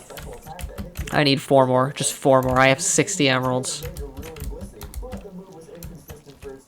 Seems like this is an area I may not have visited. Oh my god, there are so many mobs.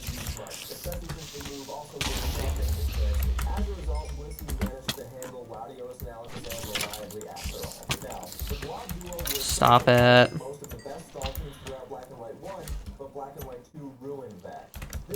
Wasn't I just here? Oh no, that's a different one. Okay, I see how it is. There's nothing even down here. Like, bruv.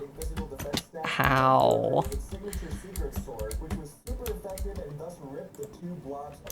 There was no room for Blissey on Sandstall anymore. There just weren't enough slots to include a Keldeo counter and Blissey. God damn it. Sandstall adapted to using Pokemon like Celebi, Amoonguss, and Latias with their special walls instead.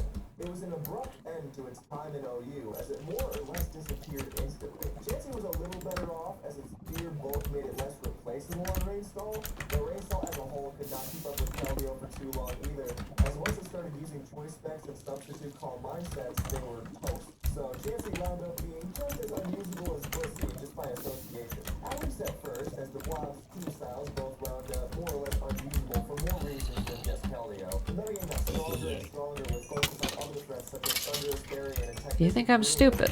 I didn't make it this far for no reason. I'll admit I can be kind of dumb sometimes, but not that bad. Thank you, Bottle. I didn't expect to find a full set of iron armor on a skeleton down here, though. That's pretty rare. That's not something you see every day. Although I do happen to see it quite a bit, ironically. Have I really been down here already? God damn it, I have. It was strange, as Black and White became the first OU metagame in history without a blob that was worth anything more than a gimmick. However, the 5th generation was unprecedented in more ways than one, so in that sense, it was fitting. We have a few small notes to add. First, in early Black and White 1, when players used to PvP Stop. defaulting to Blitzy even on race stall, Chansey wasn't used that much, and thus fell to UU.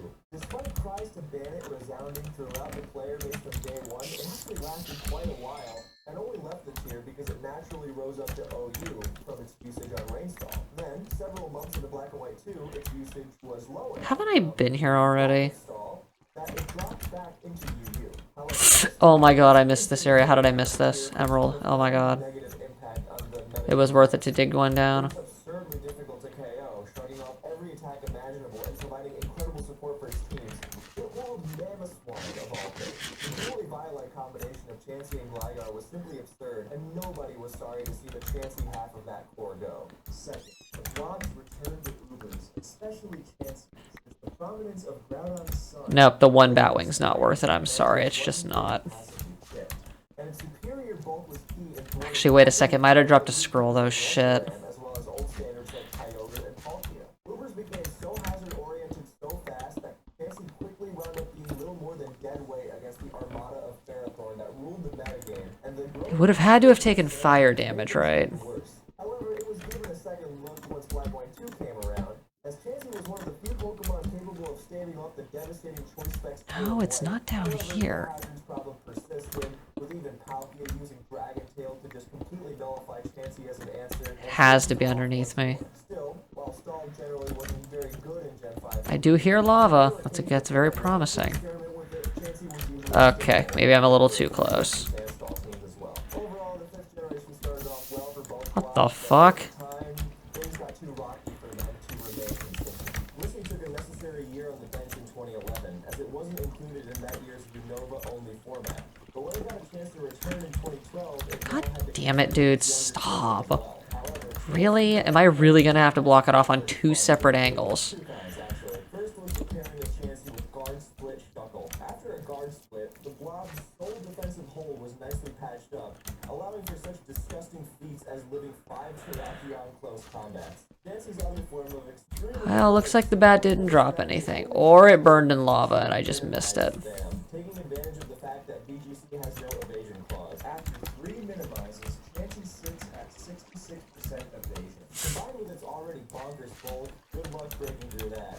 One could even use the Yes!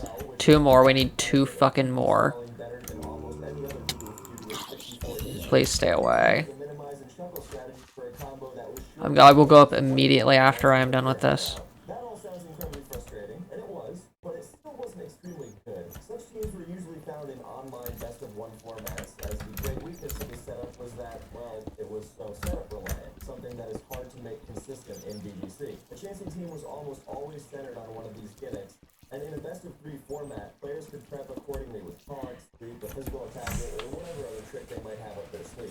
The strong fighting types in Gen 5, as well as Prankster, Taunt, Thundurus, were just a few of the countermeasures that could easily stop Chansey. But most importantly, Black and White introduced the 15-minute match timer, which absolutely destroyed Chansey's strategies. Although Chansey would probably inevitably win out in terms of HP, they couldn't consistently build that advantage before the match timer was up, meaning the Chansey player could have their win cut short.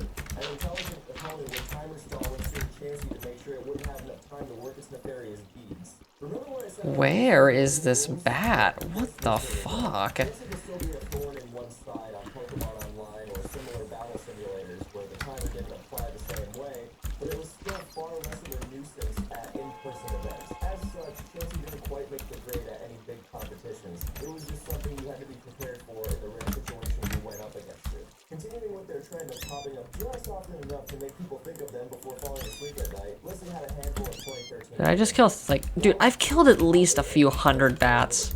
At least a couple hundred. Piss off.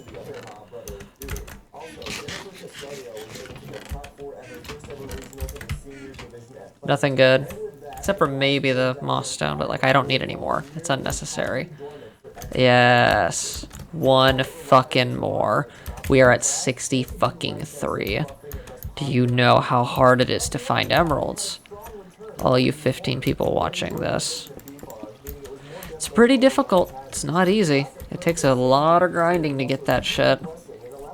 And if I do find another one, I'm tossing out my cobblestone. I do not need it. Mainly Megatron's RY, as it was the only Pokemon in the game capable of taking its drought-boosted Fire Blast without crumpling to its coverage move, Stealth Rock, or Pursuit. The menacing chance he got from the many Pokemon it walled made it an excellent use of What its the fuck? Yeah, you do that, bud. You do that. See what I care. Oh my god, we found it. Holy shit, dude. We're actually done. Now, can I get back up to the... Can I just go back up from here? I mean... Let me try to find a, like, surface cave so I don't have to use up my Matox durability in case I need it for something, like, specific. Looks like I think we found our way up. Oh, how humorous. We'll just go up here, it's fine. Doesn't hurt my feelings. 64? Holy shit!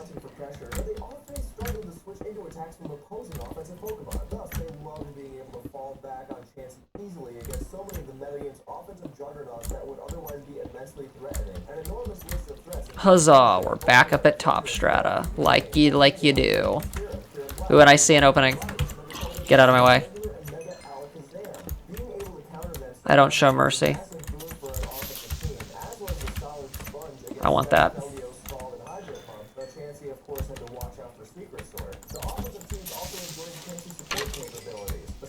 Sorry, boys. Better luck next time.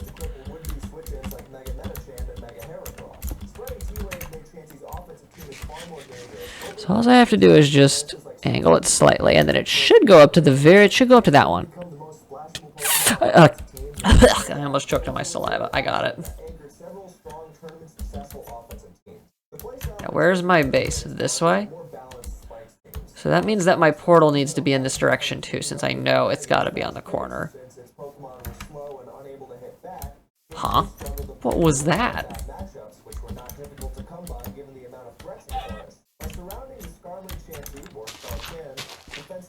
Here you go, bud. Poor little guy. What is he trying to do? Do you not eat grass? Am I stupid? Are you stupid? Should I just kill him? He's not gonna... Dude, he's gonna die. There's no way. He will not survive to the end of the night.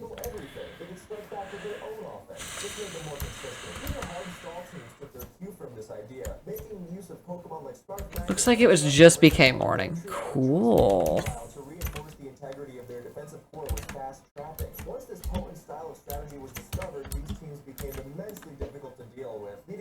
Please don't leave. Please don't dump anywhere. Please don't dump anywhere. Okay, thank God, dude. I was about to have a panic attack that I just tossed that randomly, like, with no care. What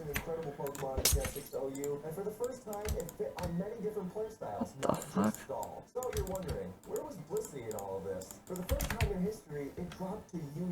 My portal. Oh my god, I found my portal. Holy shit, we're going back, boys. Oh my god. Oh, it's a miracle. I'm sure there's probably more emeralds down in, like, that direction or something. I've probably cleaned out at least half the emeralds that are inside of cave surfaces. Not strip mined, obviously, but I'm not strip mining for emeralds, dude. Dude, like, fuck that. I'm not doing that, dude. Fuck no. This is why I have 2 portals on each end. That actually works out really, really well now that I think about it.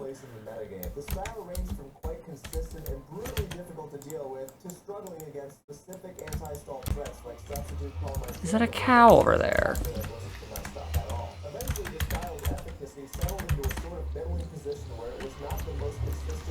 Okay, block, block. There might be a creeper on the other side of this.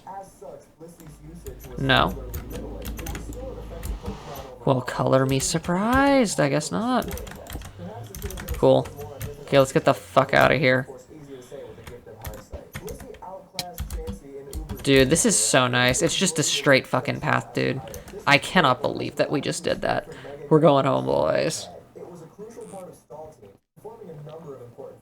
Its wish support was immensely useful for the recovery lacking primal Groudon, and its Heal Bell support was crucial for shrugging off toxics. It ate up every... Okay, now here's what we're gonna do. I'm not gonna mine... Wait, should I mine it whenever we get home?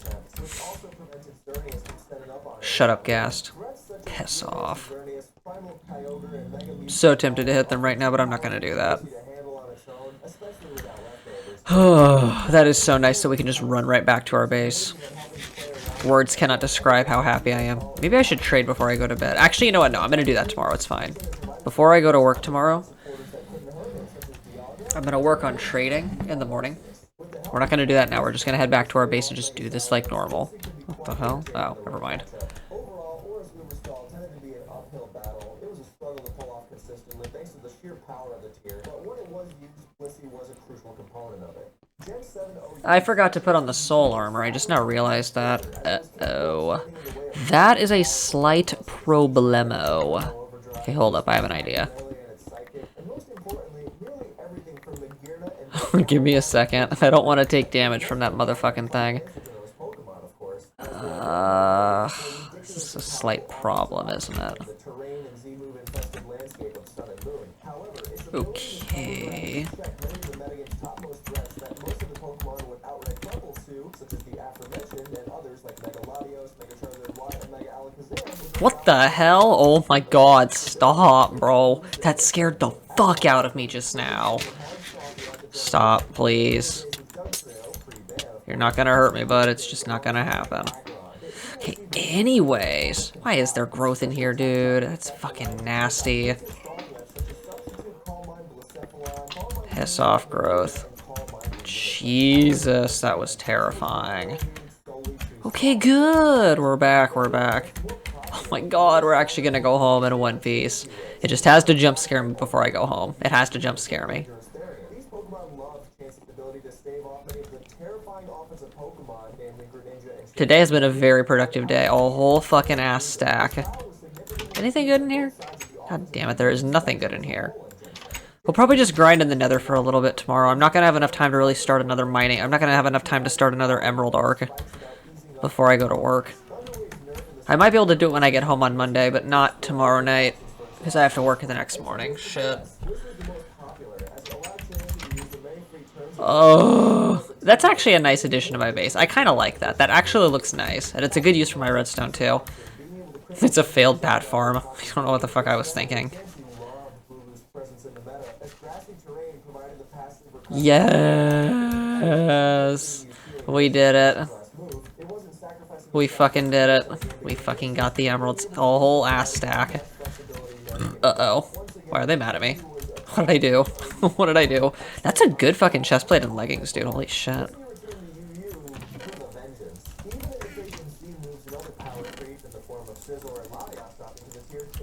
Hang on, let me see. Hold up. Oh. Were they just shitting? Yeah, I guess they were. Never mind. It's an aggressive shit, I'll give him that. Okay, I'm gonna at least unload my shit before I go to bed. I'm not gonna do any mining on this stuff just yet, but I do at least want to unload my stuff real quick, just before I go to bed. I did get more moss stone, so I can finally trade block dispensers with that tard. I mean librarian, I mean retard. Where did I keep all of it? Did I use all of it? Are you shitting me? Did I really use all of my moss stone? I got scammed, brub.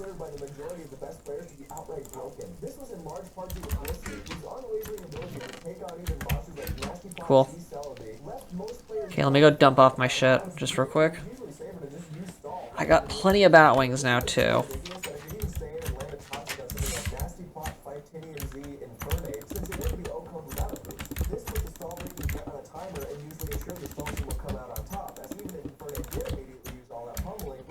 Okay, whatever.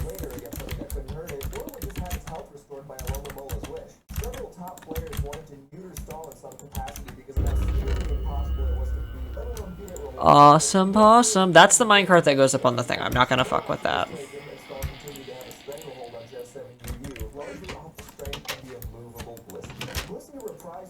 I cannot believe I did not get a single scroll out of any of that. I still have 5 more sessions that I'm gonna have to do. Yeah, I'm gonna have to do what I just did back in the mines 5 more times to be guaranteed to get enough. Like, dude, I'm not looking forward to that. I'm not looking forward to it. I mean, it's exciting, I guess, but it's gonna be painful. I know it's gonna be painful as shit. Haste is so nice.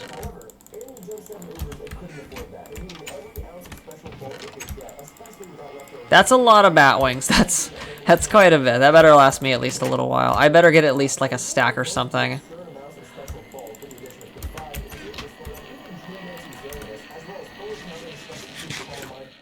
Yummo. God damn it. Are you shitting me?